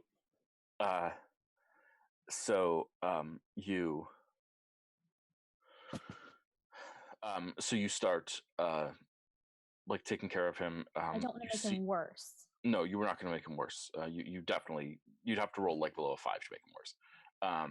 So you see that his body is sort of mangled a little bit. I think you straighten out a bone that's been broken, and you feel and you see that he's still bleeding a little bit from a cut.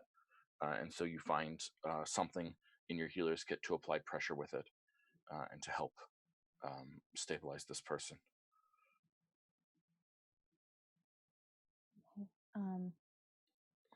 Does he look like he can be moved? Maybe. Hard to tell. And of course, Kaz left with Lady Iria, and she's probably burned anyway. Was that the medicine check to use the kit or to assess his condition? To assess the condition. You can do more if you want. Okay, I want to use the healer's kit to get him stable enough to move if I can. Absolutely, yeah. So you use the healer's kit to make him stable enough to move. Blackberry sort of emits groans but doesn't speak, and you're not entirely certain whether he's conscious or not. Mm-hmm. Thomas takes off his, like, the nice shawl that he had, and he kind of like tries to wrap him up in it and like bunch some of it up under his head and like try to make him as comfortable as possible while he's carrying him. Almost like a baby. Yeah. So you have him, and you carry him. Where are you taking him? Where is the nearest healer or the nearest clinic? Yeah. You're not far from your own former Temple of Tamden. He's going straight there. Okay.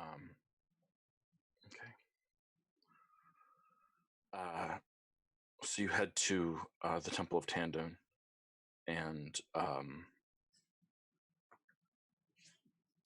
inside you find Akka Fairwind sort of late at night praying, just sort of meditating in front of the pools when you come in, and he sort of stands up and turns and looks and oh, Thomas, hi. What? I know it's late. This is my friend. He was set upon. He needs help badly. Of course, and like with sort of a speed that you're not used to seeing from this guy, who you think accurately is a little bit of a buffoon sometimes, but he just immediately comes forward and just places his hands on Blackberry and begins to heal Blackberry, and you see sort of one of Blackberry's wounds just stitches up immediately, and the arm starts to look like it's less swollen. The jaw is still missing a couple of teeth, but it's still much, but it's immediately looking better. What happened? I came upon him on the way home. It looked like a group was leaving him. I'm sure they had their fun.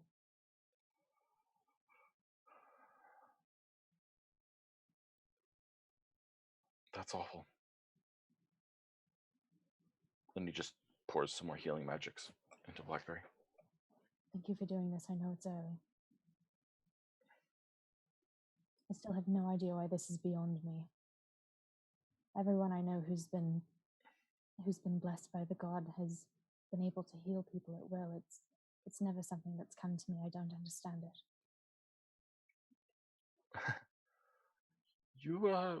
Well, when you were in charge, you kind of you helped people in other ways. Sometimes the flashy stuff. And he sort of turns and he just looks for a second at the blood-stained floor with the ship of war from the water ritual this morning. And he sort of looks back at you and says, sometimes the flashy stuff, it's more flash than substance. The being there for people emotionally, that can matter too.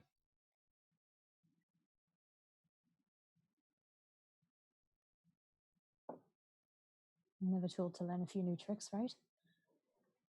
It's always good to learn new tricks. I suppose I might take him home for the night.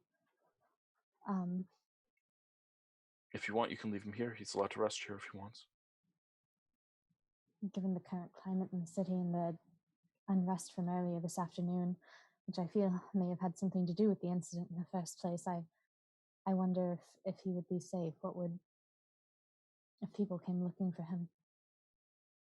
But I suppose it would still be safer than just at mine. Would I be able to stay with him? I'm sorry for the imposition. I really don't want to leave him. I don't know that he has anybody in the city. Yeah, sure. We've got cots. Thank you, Akka. Sure, Thomas. No problem. He's gonna follow Akka's lead and try to make Blackberry comfortable. Mm-hmm.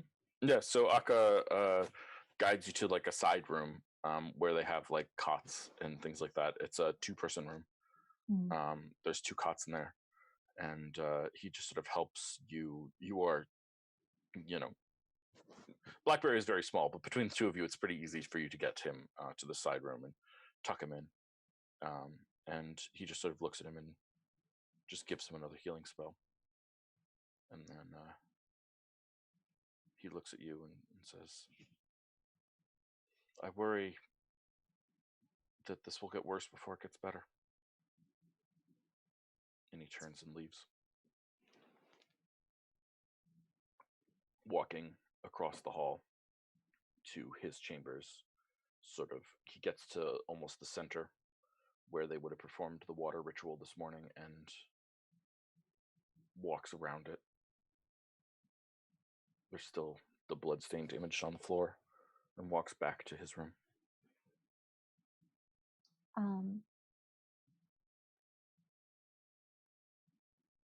Just on a hunch, Thomas is going to kind of pull the blankets up under Blackberry's chin a little bit and kind of tuck him in.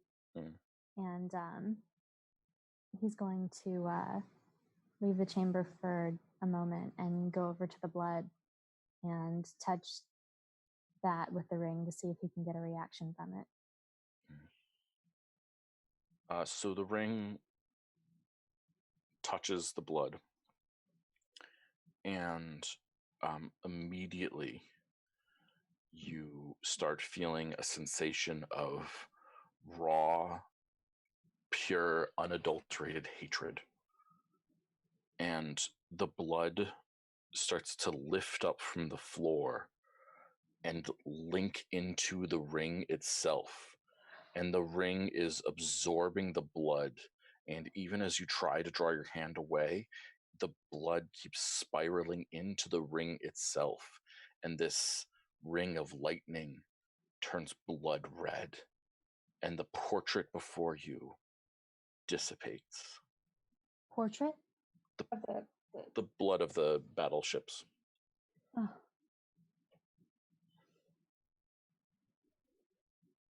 What the fuck? You can still feel that hatred. It's a little bit more muted now, but it's in the back of your mind.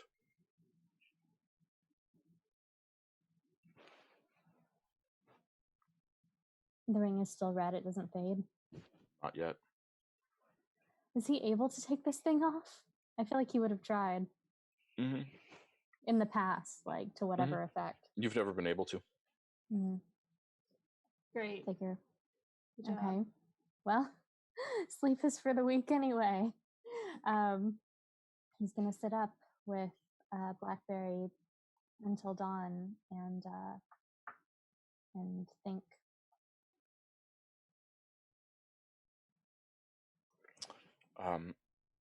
I would like you to take a point of exhaustion. Yep.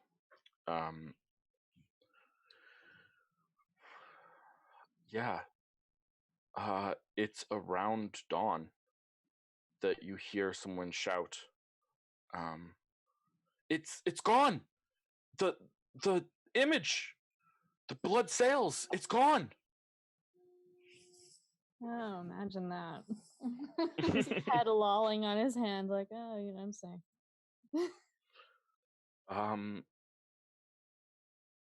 So that morning, the newspaper comes out.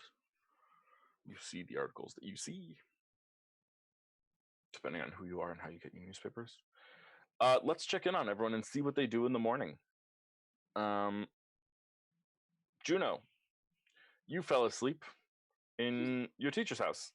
Your face is / snout in a book. Yep. What do you do in the morning?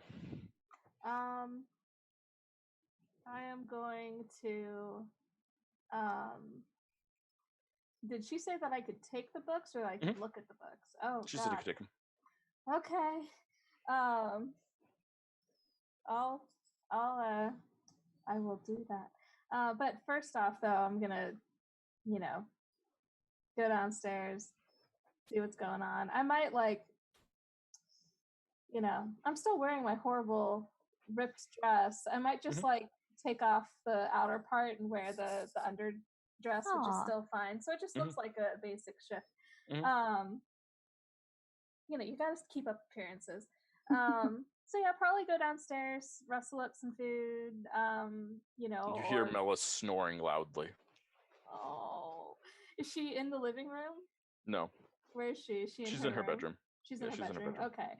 Well, I'll make extra breakfast and roll a perception check for me. Okay, I'm gonna roll perception.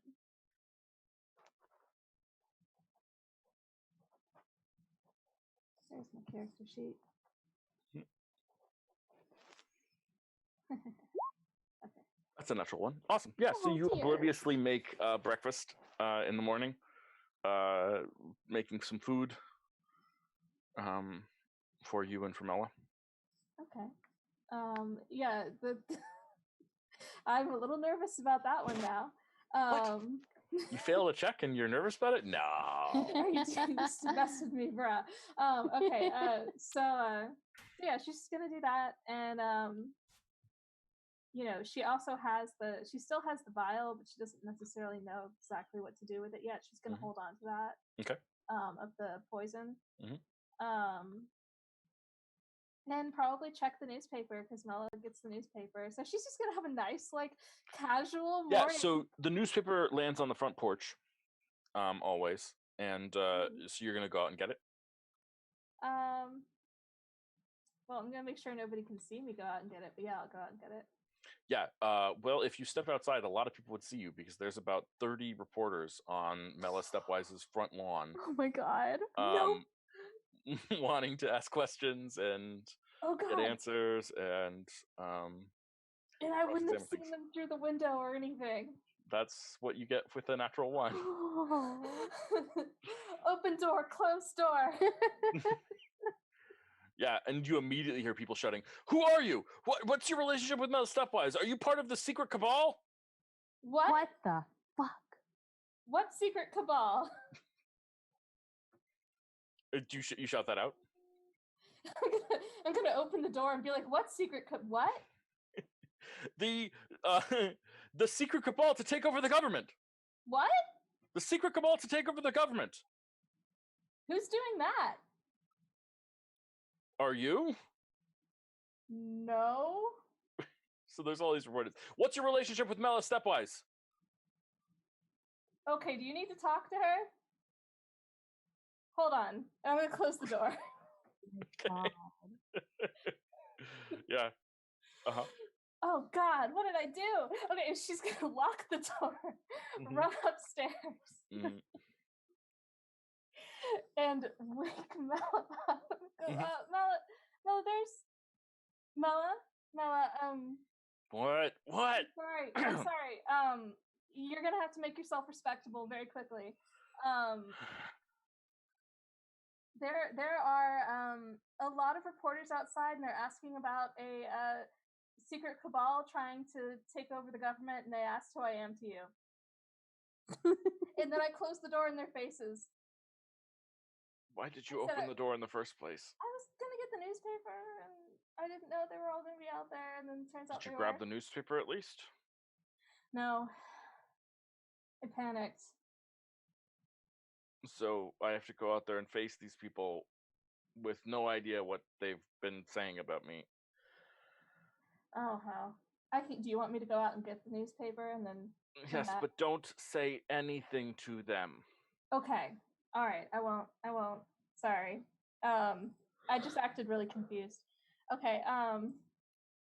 So she's gonna run downstairs, open the door, hold up her paw like 1 second, grab the Are newspaper. you Mela Stepwise's secret lover?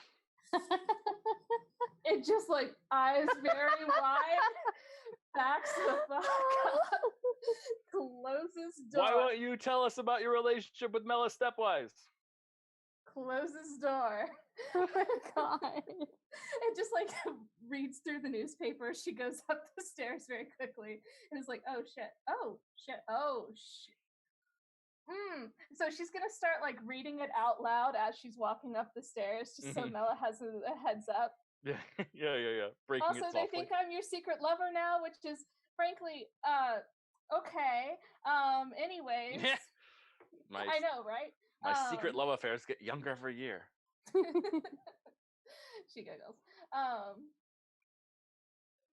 Well, better than whatever underground cabal they're talking about, and hands the rest of the newspaper to her.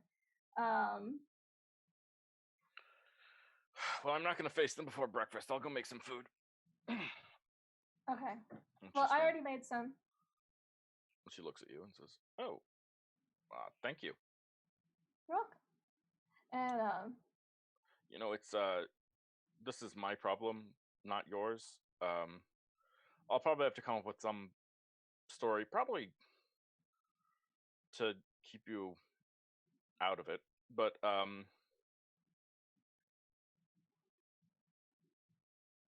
don't you? Can you get out of here without being seen? I bet I can. Great.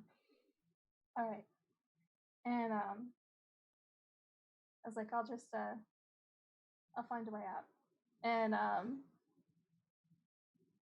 I'll just do a whispered good luck. And I'm going to turn myself invisible again, which is not fun. Actually, no, I'm going to turn myself invisible once I get the books, because that way the books will be invisible. Sure. And I'm going to sneak to the back door, and see if there are people out there. There's like one or two, but not nearly as many. Then she's going to wait, actually, until Mela is done with breakfast and speaks to the, and goes outside to speak to the people. Yeah. So the second Mela Stepwise goes outside to speak with the people in the back just run around to see the speech because they don't want to miss anything. Exactly. And that's now that Mela's out there. Yeah. And so now you have like a clear path out. Yeah. Yeah. Perfect. Yeah. And I'm sneaking out with the books, of course. Yeah, of course. Yeah. So yeah, I'm gonna sneak around out the back and keep a wide berth, but try to listen in if I can. Yeah. So she tries to calm people down. She's doing that thing that like people do who are very smart but not necessarily smart politically, where she's trying to make the case that like what Primarch Magli Blackice was saying was that he believes that it's a symbol of Yemis and Gyatso getting married. We don't actually have evidence of this.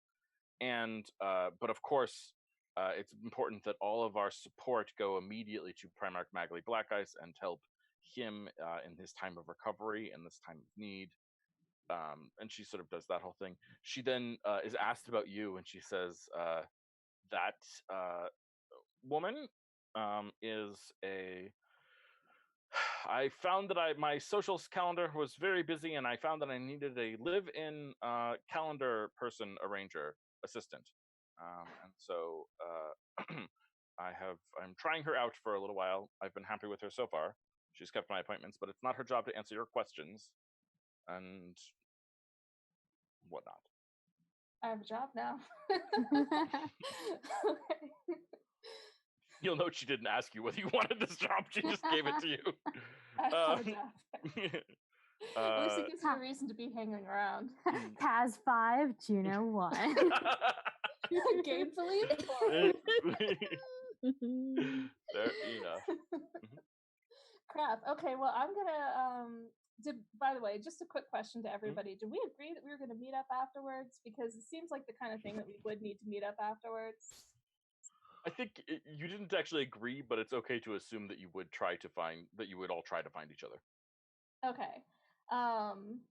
Then I'm gonna I'm gonna try to go to Samhain's place. Then I'll go straight there. Okay. Samhain, did you sleep at your place?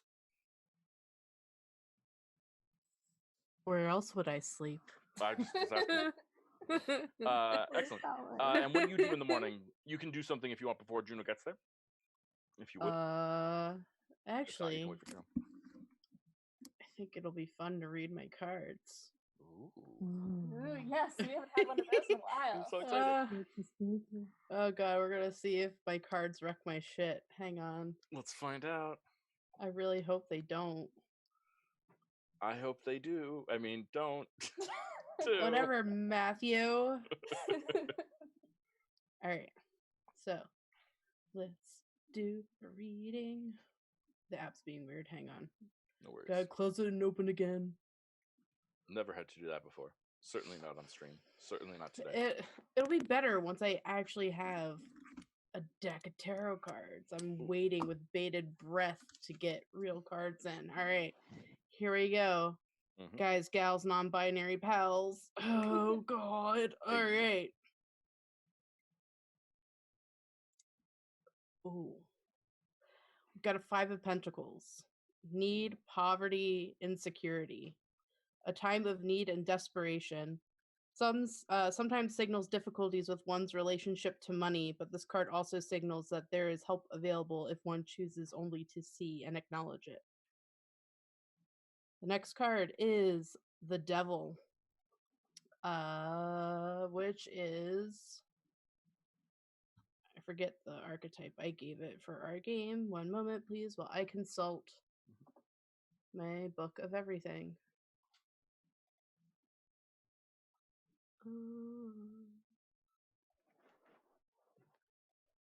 Tarot cards.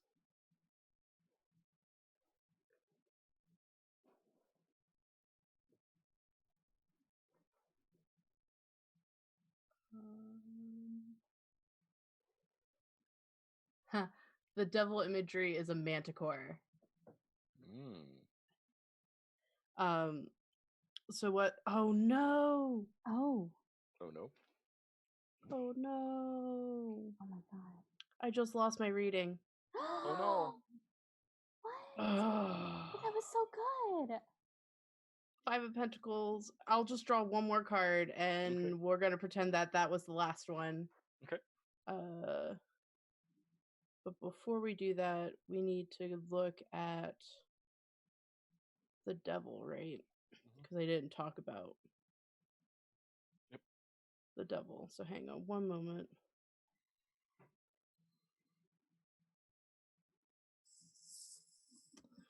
So the Devil represents excess, materialism, and playfulness. So it represents the fears, obsessions, and insecurities that hold humanity back from reaching their true potential.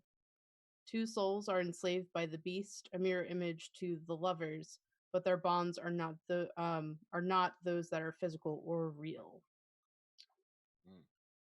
So I actually, if it's okay with you, Jess, yeah, I am going to interrupt the reading here. Since your reading was actually interrupted by your app or whatever, to me it makes sense to have your reading interrupted by someone slamming your door open.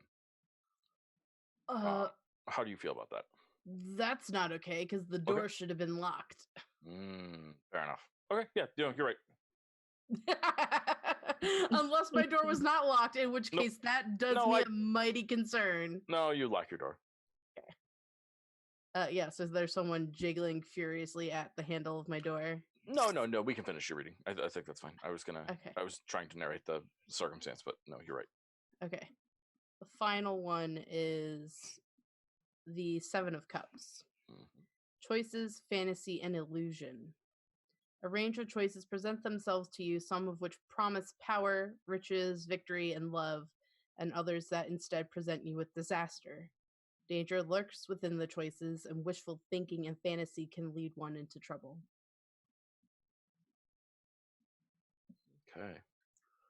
So you're doing a reading this morning when you hear a knock on your door. It's Juniper. Mm-hmm. Hey.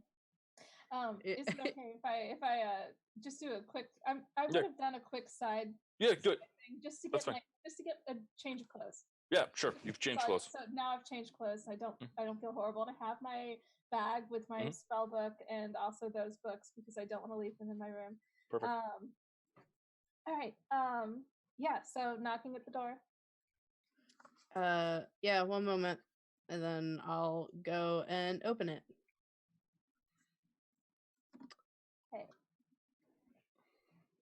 Hey. So,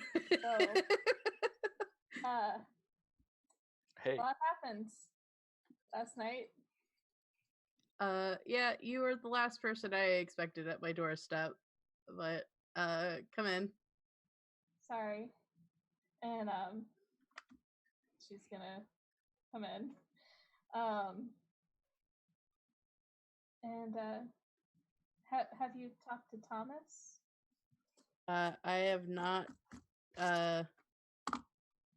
So he holds one finger up, and I am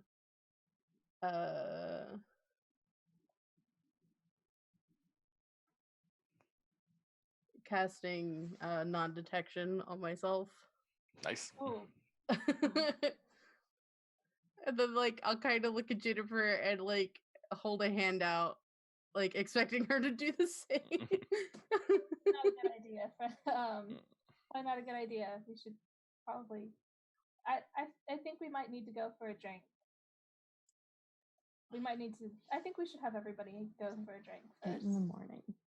Oh, okay. Well, if we're doing that, can I not spend the spell slot if that's what Juniper's next line was going to be? Well, I would have done that in response to your spell slot, but yeah. Oh, okay. No, if it's in response to my spell slot, I'll eat it. I'm sorry. I don't mean to take your No, it's fine. No, I'll eat it. This is what I get for not asking questions. Oh man. But in some news, gonna step inside the room real quick and close the door. I might have a job now. Unexpectedly. I also might be in the newspaper tomorrow. In the newspaper. Yeah. Tomorrow. Uh-huh. Or if they're doing a special edition today, maybe. Why? It doesn't matter. I'll tell you later. But we should probably go get that drink. But Sawin looks like that math meme where the woman is got all the white math things and just trying to figure out what Juno means by she's gonna be in the newspaper. Also, I think our because Sawin's gonna go. I think our performance last night was outshone by the. yeah, for sure. So I don't think you're actually going to be in the newspaper, love. Well, You know what's really funny? Sorry, just as a quick aside, if you don't mind.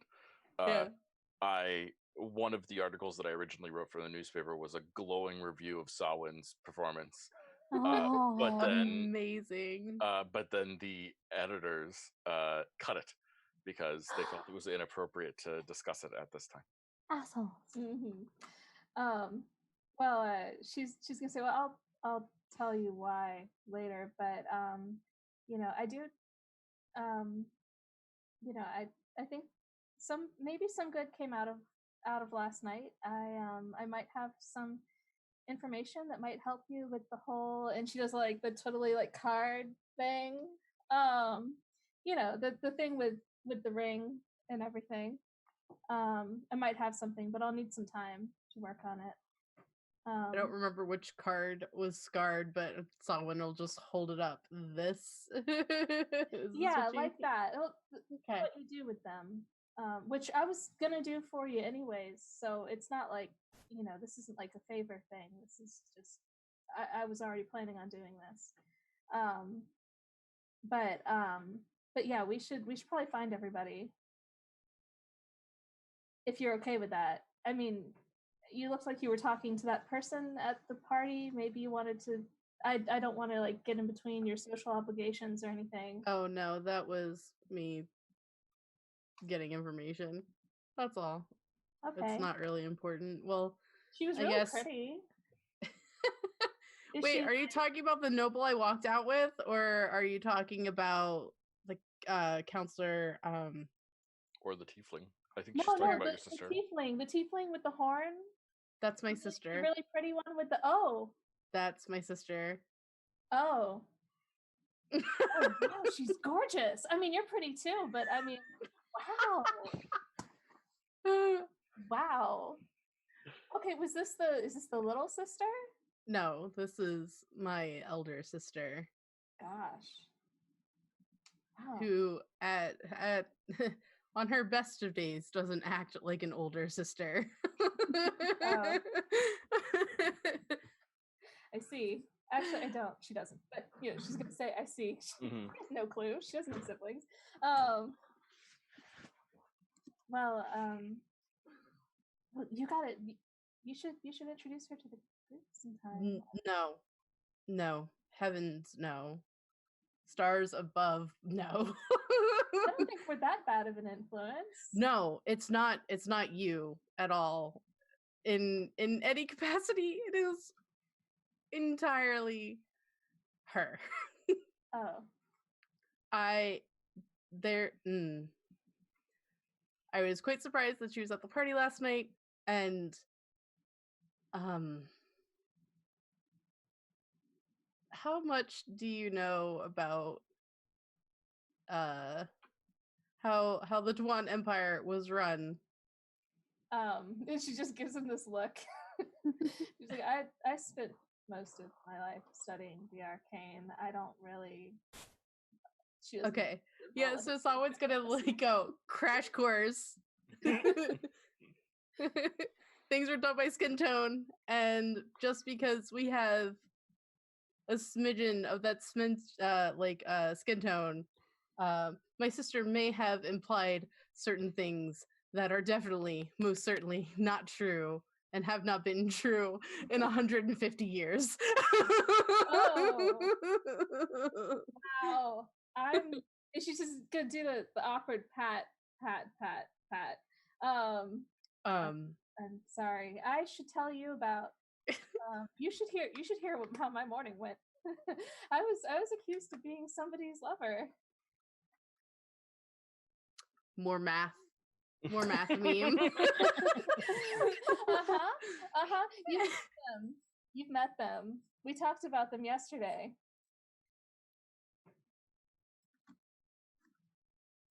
Yeah, thinks for a moment, awkward. And then goes, "Oh, you mean?" And then he makes a motion of people climbing up a rope and then just disappearing. Oh God, yeah. I'll need to talk to you about that one too. Oh God, I don't know if I need to talk to you about that one. It was, All right, you know what? I would not normally advocate for starting the day so early, but I think that we must. It's already been a day, Solomon. And it's only 10. And he's like, all right.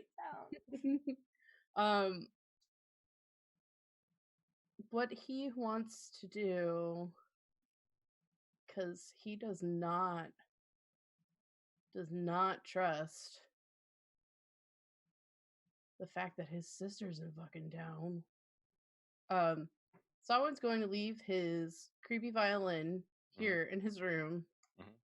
He's cast. I'm gonna blow my second level spell slot. cast non-detection on my Creepy violin. on my creepy violin, and I'm also putting an arcane lock on it. I love it.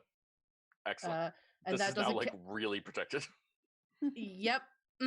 Nope. My sister could see the R on that. I'm not fucking around with her. Sounds good. I approve. I think this is a wise decision. Fuck her and the horse she rode in on. Fair enough. But the arcane lock does not use a spell slot because I get a use of that from being a topaz tiefling. Excellent. So Nice. Works for me. I still have my spell slots. Okay, cool. Cool. Let's check in on the morning of Kazan, how are you doing?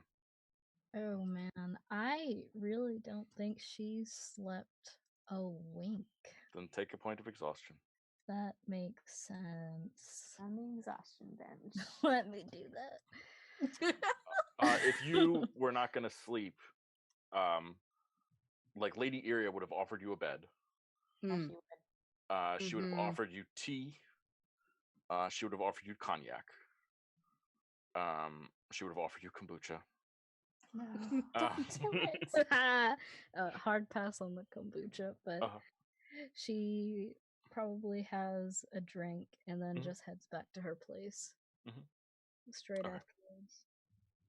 And then kind of attempts to sleep, but then as soon as the sun starts rising, she's just gonna get up and get dressed. There's probably still a little bit of blood like on her person in some places. It's not like she took a shower. And then she's going to go find her brother. Okay. Cool. Okay, cool. So, your brother is staying at the Temple of Yemis. Yes. So you probably head there. And so you head to the Temple of Yemis and you find your brother. So he's whose name I have in my notes, but my notes are having trouble loading. Hadar. Hadar, thank you. I appreciate that. Yeah. Excellent. Yeah. So yes, he's awake. With dawn's light. He's up.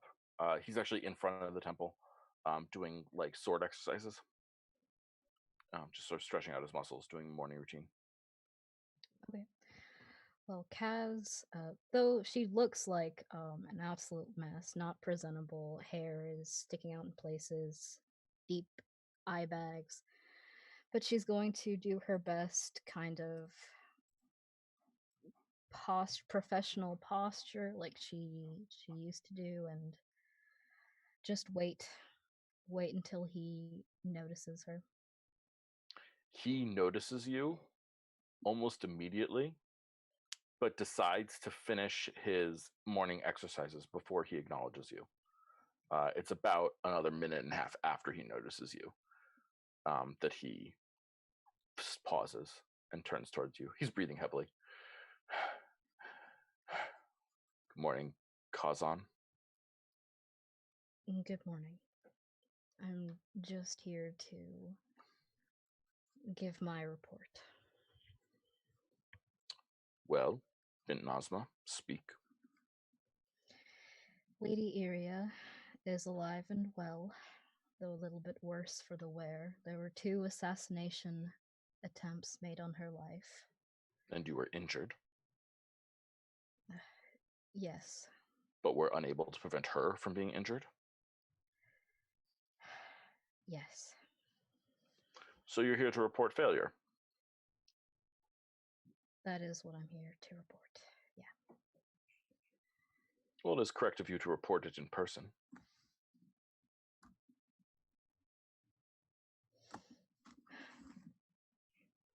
Anything else? No, I'm sure you've heard of what happened at the ball. Could you have prevented it? Well, I did not wish to leave the lady's side. There was a Good. bear. That is the correct answer.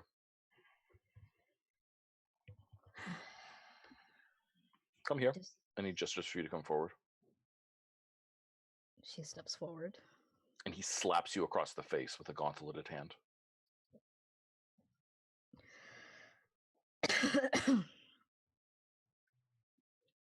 She spits out a little bit of blood, hangs her head. You know that you deserve that, of course. Yes. Anything else to report? Nothing. Despite my performance, I'm here to see if you have another assignment for me. Lady Iria is an ally, but she is hiding things from us.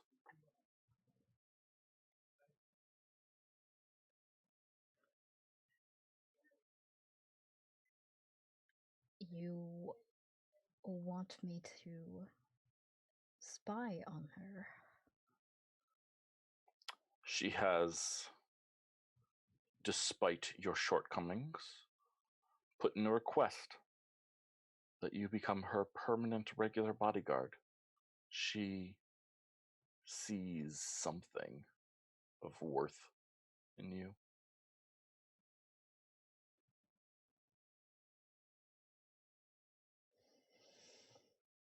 Very well. You have an ally in her.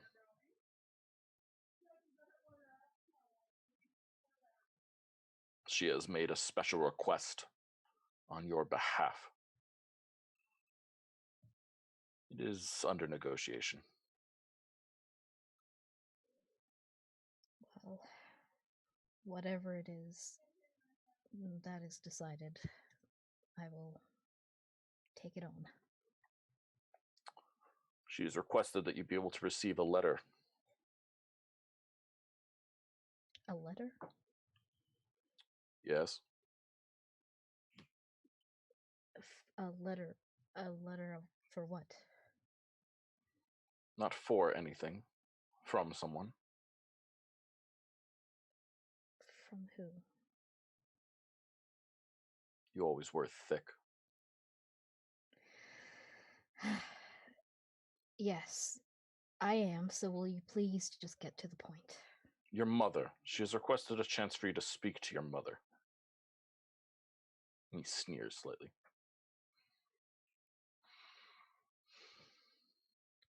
And are you going to honor that request? I don't know yet. It depends on several factors. How well you perform. How pleased she is with your work despite how well you perform. And whether she acquiesces to certain other requests that have been made of her. And of course, if you come back into the fold.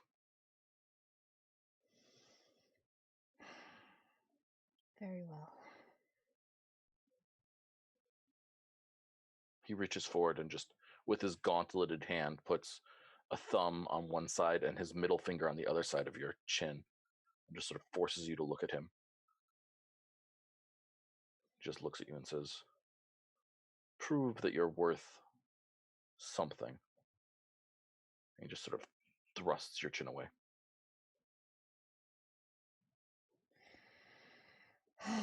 Well, if there's nothing else, I'll leave you to continue whatever it is you do all day in this temple. Hold up.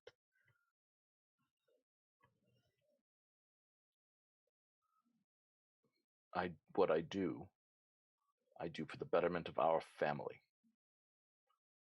You'll report to me weekly everything that you learn of Lady Iria.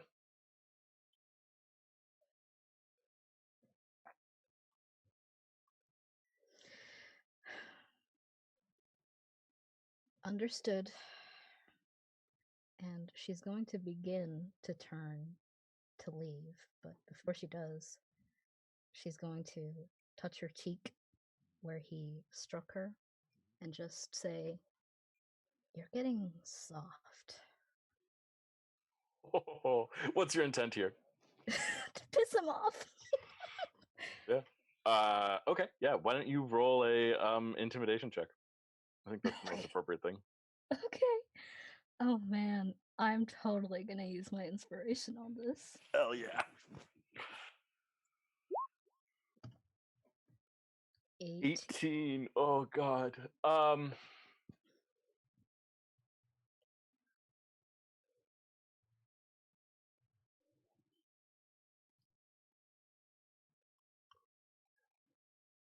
Yeah.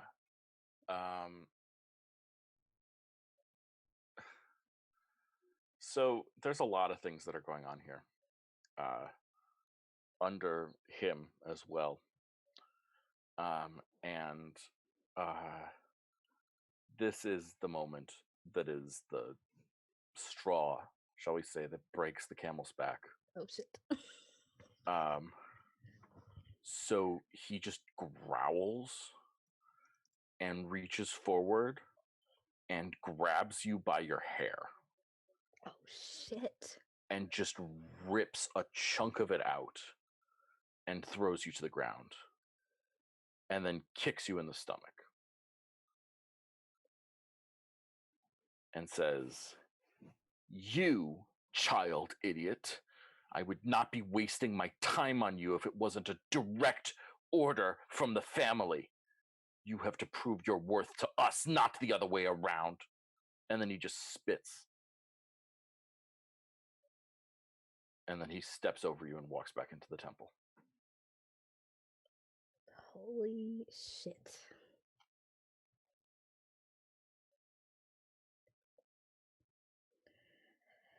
Well, at that, she's just going to take a minute to sit on the floor, collect herself, and then eventually leave. But I think before everyone meets up, she would go find Thomas first. Well, let's check in on Thomas. Thomas, how's your morning going? Oh, you know. How's Blackberry's morning going? Blackberry is going to take a little bit of time to recover fully, but is so much better than he would be otherwise. It was just a lot of violence at once, and I think that like there's an element of like magical healing that works great on PCs, and there's an element of magical healing that works perfectly on NPCs, but there's also an element of like violence that takes time to heal. Mm-hmm. So it's going to take time for him to fully heal, and then this is going to be something that he's going to be thinking on for the rest of his life probably. But Yeah. he's up, and Is he up? Up is the wrong word, but he's awake. Yeah. And he sort of crawls, scratches at the wall a little bit, and sort of pulls himself up to a sitting position. And don't move around too much. It's going to be all right. You're safe now. Where are we? Oh, we're at my old temple. This is the temple of Tamden, one of the main ones in Racy. Everyone here is a friend. What happened? Do you remember anything from last night?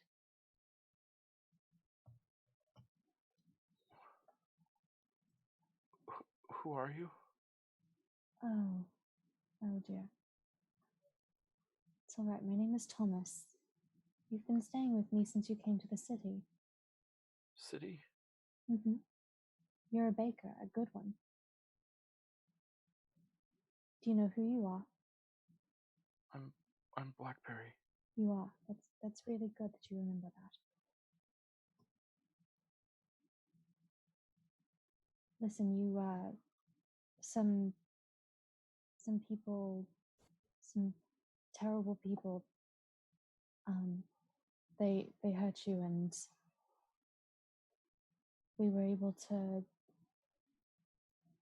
bring you back here. And the important thing is that you're safe, but sometimes when your body is so damaged, your mind is focusing on healing from that, and that may be why you can't remember everything right now. But trust me when I say that all we want is for you to be safe and to rest and to get better, and it's going to be all right. Why did they do this?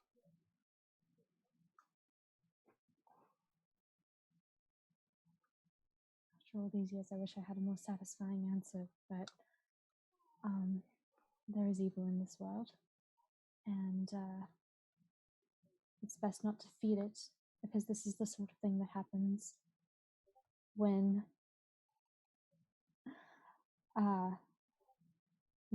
stupid people are provoked to violence. You did nothing wrong. You simply existed, and the problem is all in their minds. They're sick.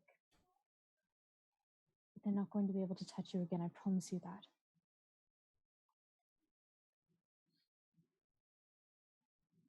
Yeah, roll a persuasion check.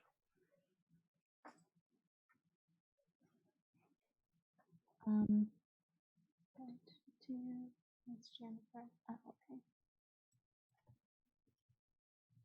Since I didn't do as much, where is he? X out of Jennifer and you have Thomas. Okay. Since I didn't do as much smooth talking at the party as I originally intended, I should still have 2. Yeah. 25. So he looks at you and says, "You said your name was Thomas?" Yes, we've been staying together for a while. I have a house here in the city, and when you arrived here, you've been staying with me since, and you have a job at a bakery, and you're coming along really well.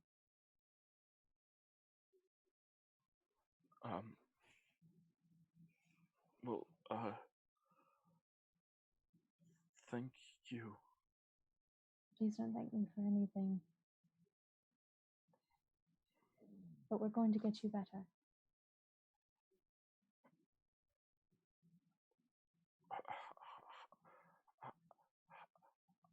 How do I get home?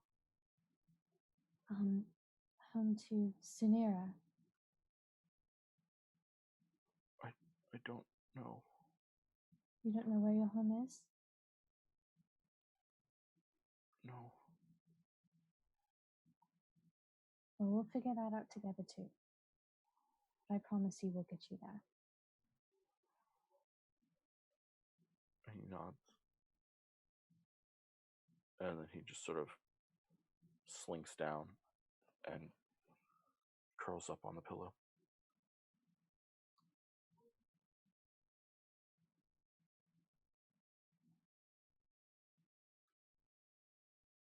So that's about how Thomas's morning is going.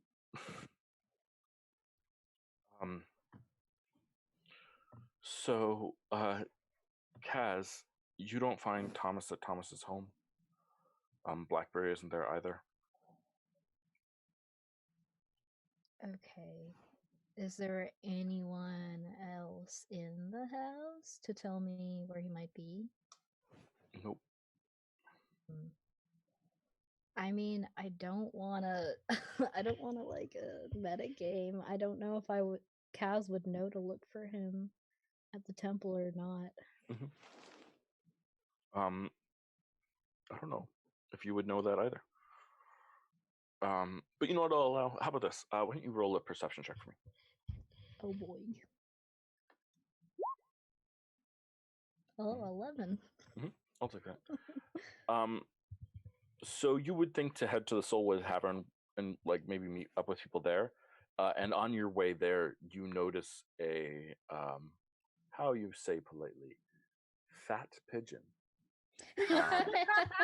on a rooftop by the Temple of Tamden.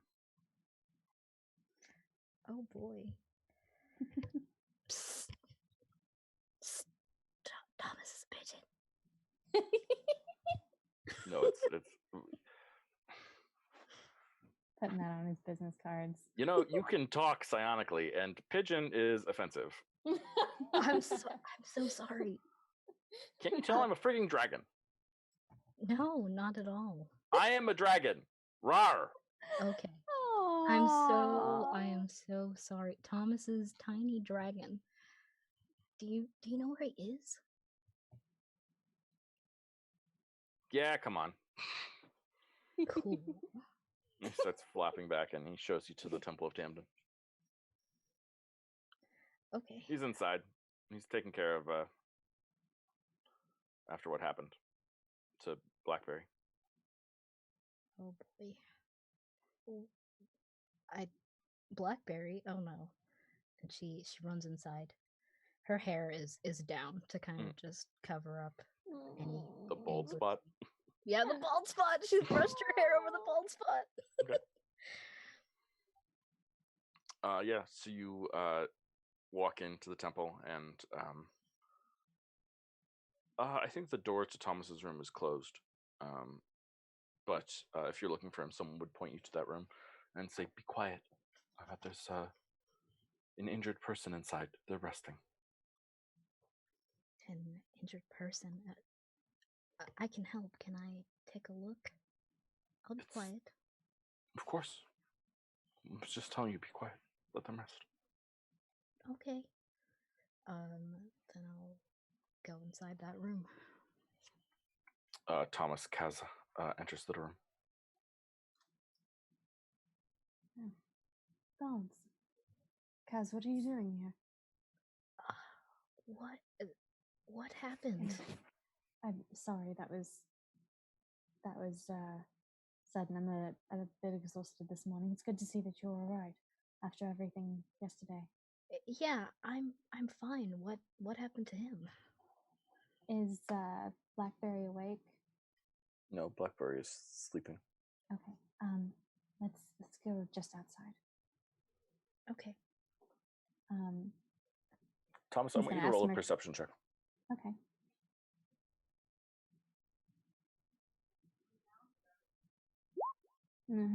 Okay. Yeah, you don't notice Kaz's bald spot. Thank God. God damn it. Good to know. Yeah, he's gonna ask Mercury to stay with Blackberry. Sure thing, boss. And you notice it's probably the first time that Mercury has not made a snide remark about eating one of your foxfolk friends. Aww. Thank you. You're a gentleman and a scholar. He doesn't draw attention to that. I draw attention to that. I just want to be clear. He just says, "Sure thing, boss." No, I know. Yeah, I know. It's just he's just being Yeah, of course. silly. Mm-hmm. He's a little sleeped up right now. Mm-hmm. Knowing this temple, I'm gonna try to get a side passage or somewhere where they'll have a little more privacy. Mm-hmm. It's a hallway, so it's not totally private, but it's definitely off the beaten path. Okay. He's going to just tell her. I was checking on a few friends in the city last night, and Blackberry still hadn't come home. Mercury and one of his friends found Blackberry like this. It looked like a mob of some kind worked him over. No, because he's a foxfolk. As far as I can tell, they scratched a tree with an X on it, probably some kind of anti-Sumerian iconography into the wall above him where he lay. It was ghastly, hateful. Did you get the bastards? No, unfortunately, but I sent a couple to follow them to ground. Hopefully, if they split up, we know at least where a couple of them are. Not that bloody vengeance is the first thing on my mind, but by God, days like this, I really miss having Fabian around. Well, Thomas, I can't say that bloody vengeance isn't the first thing on my mind. It's that kind of a morning, isn't it? It very much is. I'm so tired. Oh, I feel that. How is he doing now? Is there anything I can do? Akka was good enough to pump a good amount of healing into him. I think that he's done all he can in that regard. It may be up to Blackberry's constitution at this point, but he's been staying with me this long, and it looks like he's suffered a bit of memory loss. He should never have had to go through that, and I feel like an idiot for knowing that he was going to be running around the streets during a festival. He was so excited about working at his bakery, and honestly, I'm trying not to be just outraged with the person who runs it for letting him go home at that hour alone in the middle of a festival. Well, you can't blame yourself for others' actions. Well, I mean, I definitely can. Probably shouldn't, but will. Well, you shouldn't. Question as Nia, would I know if lesser restoration would help with that memory loss? Would you know? You would know that in minor cases it can, but you would also know that in very major cases you need a greater restoration spell. Okay. So maybe. But you haven't examined, so you don't know if this is a minor or a major case. Okay. I do have that prepared. Okay. Good to know.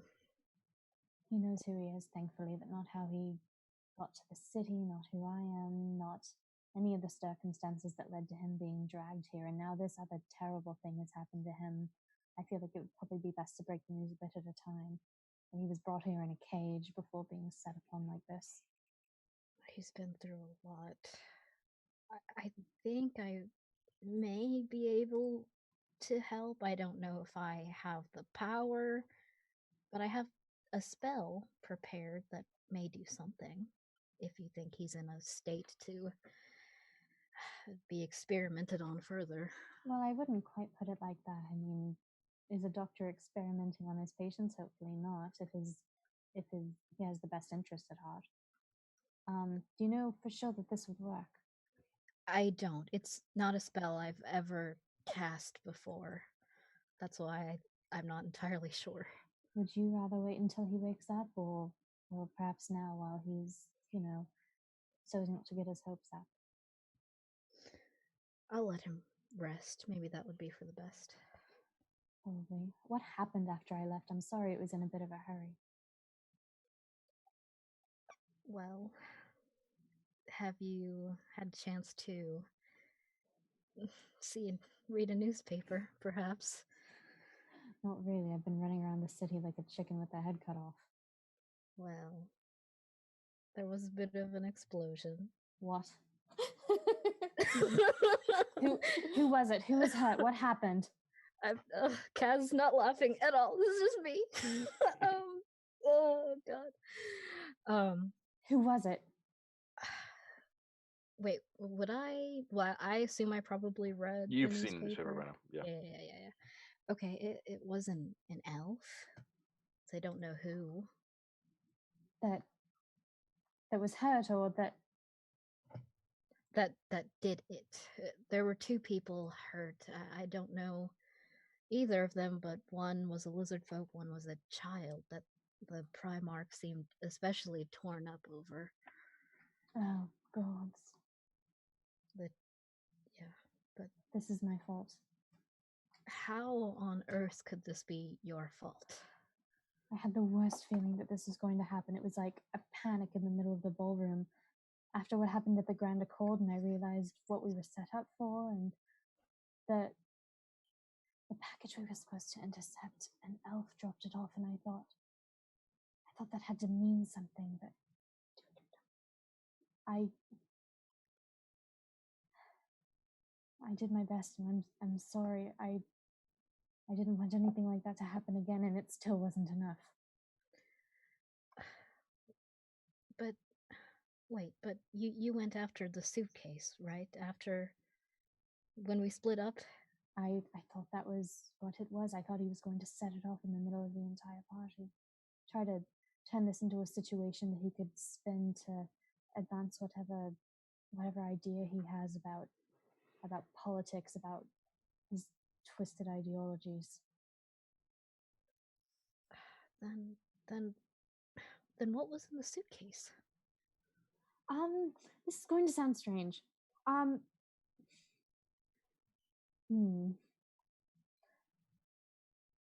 Maybe we should. It's secure. That's for certain. No one should be able to scry on it. Not just because of where it is, but because of what was inside. And maybe we should discuss this somewhere other than a public temple. Probably. That it's secured. I don't believe it was explosive after all. I'm sorry. I couldn't see the forest for the trees in there. No, Thomas, you got the suitcase. You did what we set out to do. Don't be so hard on yourself. If it wasn't for you, we wouldn't have even gotten that much. I don't know about that. I'm not sure that we should be leaving Blackberry. I'm not really sure how free I am to meet with everyone. And of course, we can't really talk freely here either. Truthfully, I came here to ask about something, knowing that you seem to be the only other person of faith in the group, of some faith at least. But I think there's been enough news this morning. I think we need to meet up with the others, though. I understand being afraid to leave Blackberry. There are some protections I could put up if that would make you feel more comfortable. Hopefully, Akka and his people wouldn't mind a couple of spells here and there in the interest of Blackberry's safety. Hopefully they wouldn't take it as mistrust. Honestly, if they do, they can have it out with me. Well, I hope not. My magic is divine in nature, after all. Shouldn't set off any alarms. All right. So you guys Sure. hear raised voices from the area just outside the room where you guys are. Oh. Running out the door, heading back towards Blackberry. Mm-hmm. Yeah, it has nothing to do with Blackberry at all. It's just you're in the right place at the right time, or the wrong place at the wrong time. Oh. Kaz, the woman from last night, the healer that came and healed everyone, including you, is like having very angry words at Akka Fairwind. They're like, she is just speaking at him loudly, and he is like being defensive.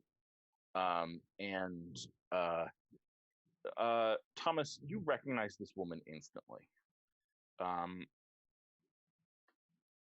Her name is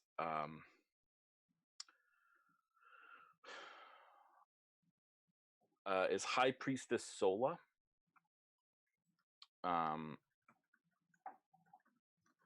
And she is one of the most blessed Tamden priests in the entirety of Chalestra. She is sort of an older woman, very mature and very things, very like proper, but she doesn't like living in cities. She's, someone who lives outside cities, so she wasn't ever really considered for this job, but she is someone that you would know when the Tamdenites get meetings, when there's church council meetings, you like know, and she's like Potlucks. Yeah, exactly. She's like the big deal, the hot stuff, the top of it.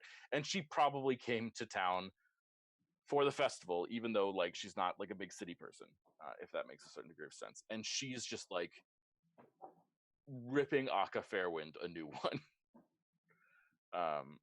As you yeah. Kind of like she's speaking in code, sort of, but not like really in code. She's more like, how could you let this all go unchecked? Are you irresponsible? Do you not have the capability of tending to your own flock or maintaining order in this city? How could you let someone say something like that? Don't you know what it is your job to do? Don't you know that it is your job to make sure that people are worshiping the gods in a way that makes frigging sense? Oh, I like her already. Ooh.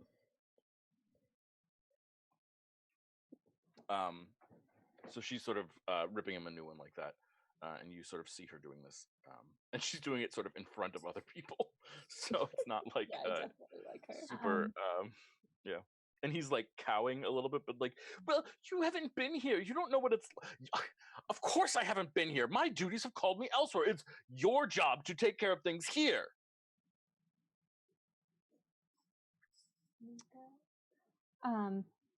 Thomas is going to actually approach them and try to smooth things over a little bit. Not necessarily overly defending Akka because Blackberry is still a guest in his home, as it were. Yeah, of course. But he, oh my gosh.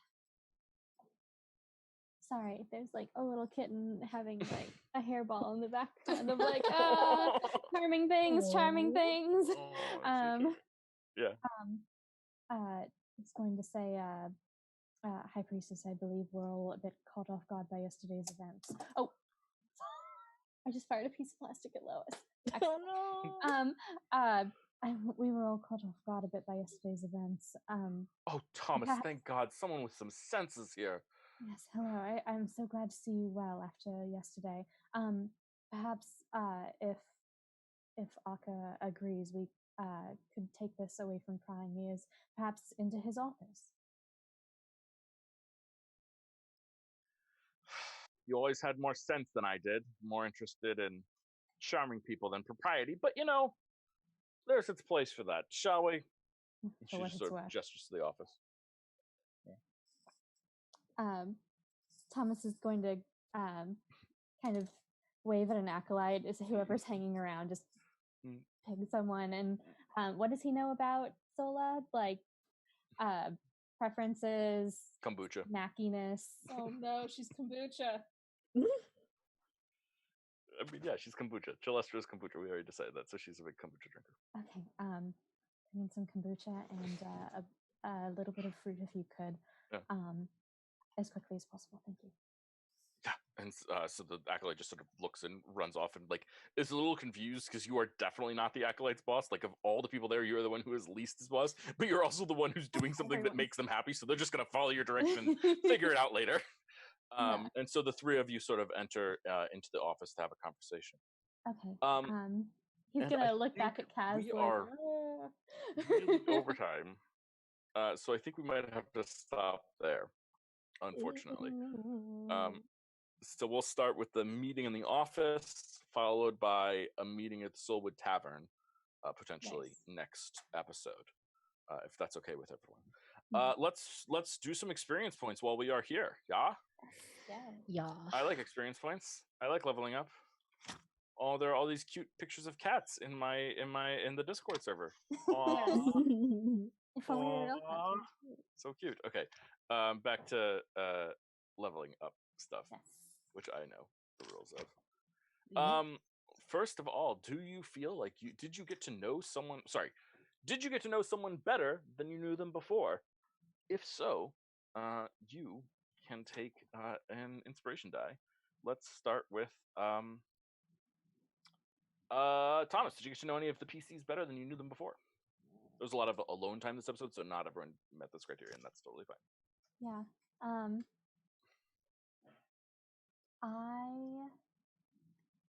I mean, I don't think that he knew or didn't know this about Kaz, so I suppose it would be new information. Mm-hmm.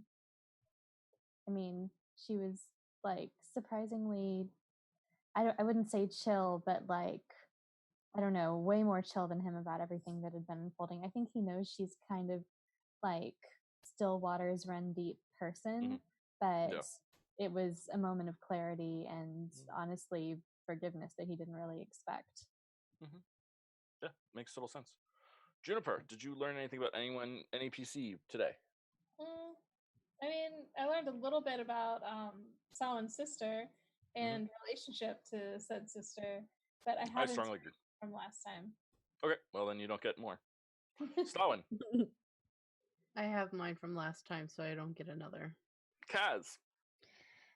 Thomas takes a lot on. He's got a guilty conscience. That is very true. Take that inspiration. Right. Okay, and again, this first one's collective. Did you, collectively, learn something about Magli, his conspirators, or his servants? Yes. Yes. All around, yes. Everyone takes that experience point this week. 100%. Question 2. Did you express your character's class, species, or background in a meaningful or impactful way?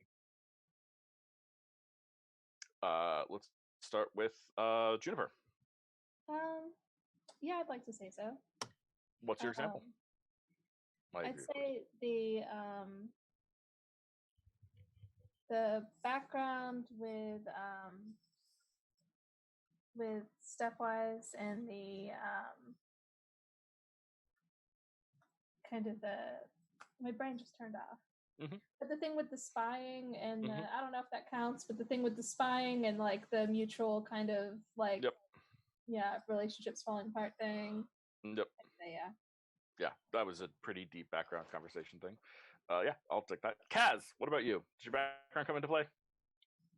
I think so. Did you get slapped by your brother today? Well, that definitely. Sorry, just You better sorry about enjoy that. By that the way, moment. everyone. Oh, I it was feel really great. crappy, but keep going. Sorry, or if you want to point to a different thing, that's fine too. I'll take that. I was gonna say either that or the healing. Yeah, the fact that in an explosion, Kaz made sure that her charge was safe, and then ran towards the explosion to do healing, and on top of that, healed someone literally that they want to kill on some level. That is incredible. Looking forward to the next question, though. I'm sure that was very difficult.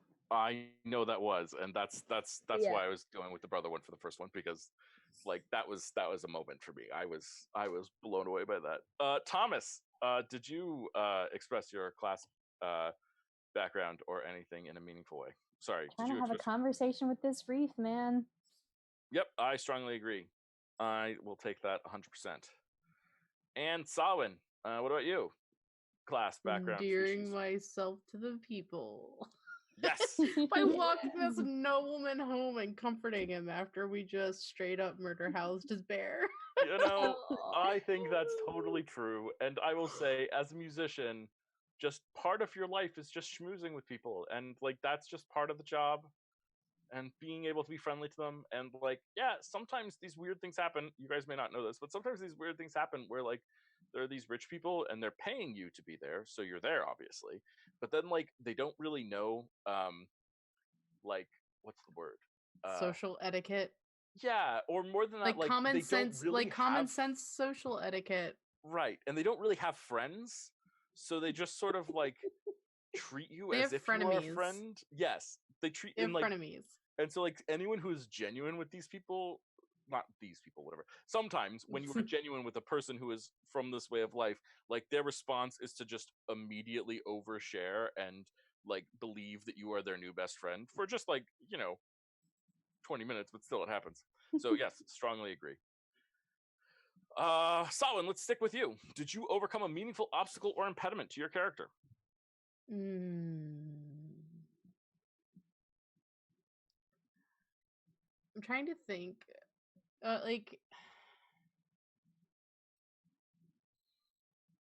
Is it really an obstacle if, like, overshadowed by, like, the Knights events, he still let Blackberry into his room?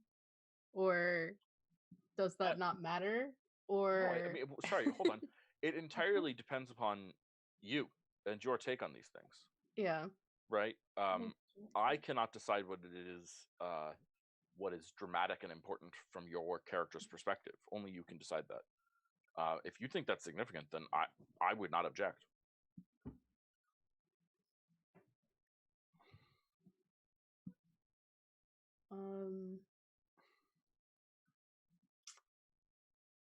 Nah, I'll sit that one out.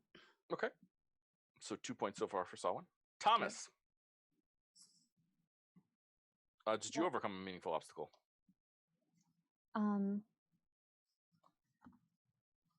Yes. I think that, well,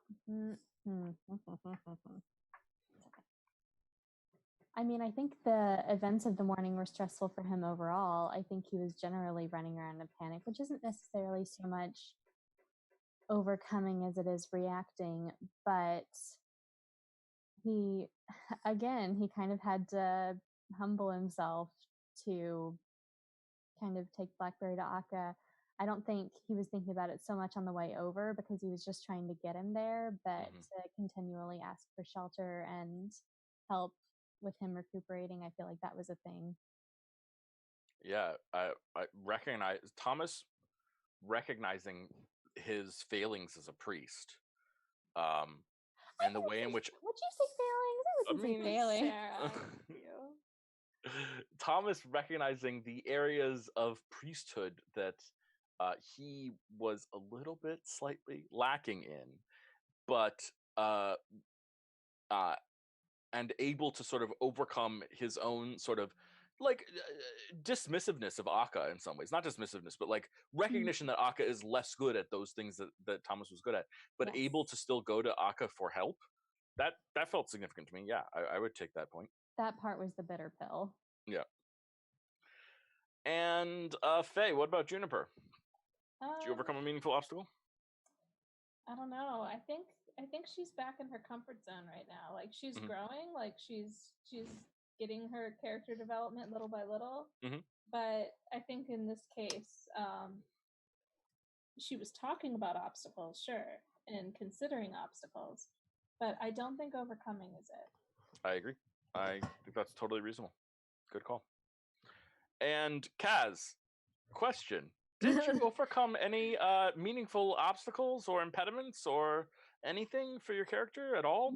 Not at all. No? Nothing? Nothing comes to mind? Really? No.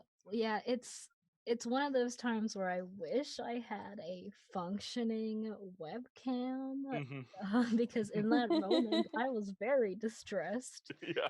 As was probably Kaz, as was definitely Kaz, in not just taking a killing blow at the Primarch when he was weak on the ground, but she just had to keep in mind that it was they were surrounded by guards. Someone could probably run in and bring him right back to life, and she would die on the spot. That was very hard. But even with all that stuff, you could have not helped him, right? But you chose to go beyond that and actually like save his life. That's pretty big. I mean, literally, I'm not gonna lie. The title of the show that you were on is "The Assassination of Primarch Magli Blackice." Casting Cure Wounds on I mean, I'm just saying that's a moment. Yeah, yeah. Take that point, 100%. That was fascinating and awesome. And then let's do belief points. Kaz, what was your belief?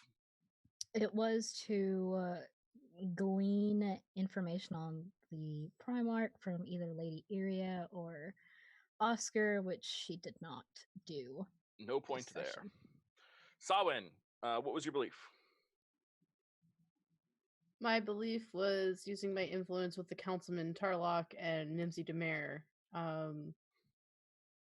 to sort of keep the peace within the city, and I was not able to do that this session. It will sometimes probably be time is a thing. It happens. Thomas, what was your belief? He's going to try to do everything possible to protect his vulnerable friends in the wake of the evening, and he did his best. Do you think you worked towards that? Yeah. Then take an experience point. I think that's perfectly reasonable. Juniper, what was your belief? To get information that would help Thomas and Sawin with their swole beluga problem. Oh my God. And God, swole beluga problems. Yeah, and she doesn't have that. If your campaign doesn't have a swole beluga, what even are you doing? Exactly.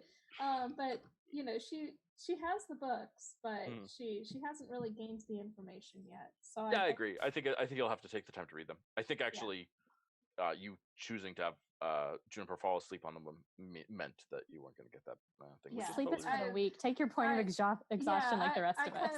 I considered it in that moment, and I thought, no, this is going to be something she works on. I totally understand. I totally agree. I loved it. It was great. Yeah, awesome stuff, everyone. I hope y'all had fun.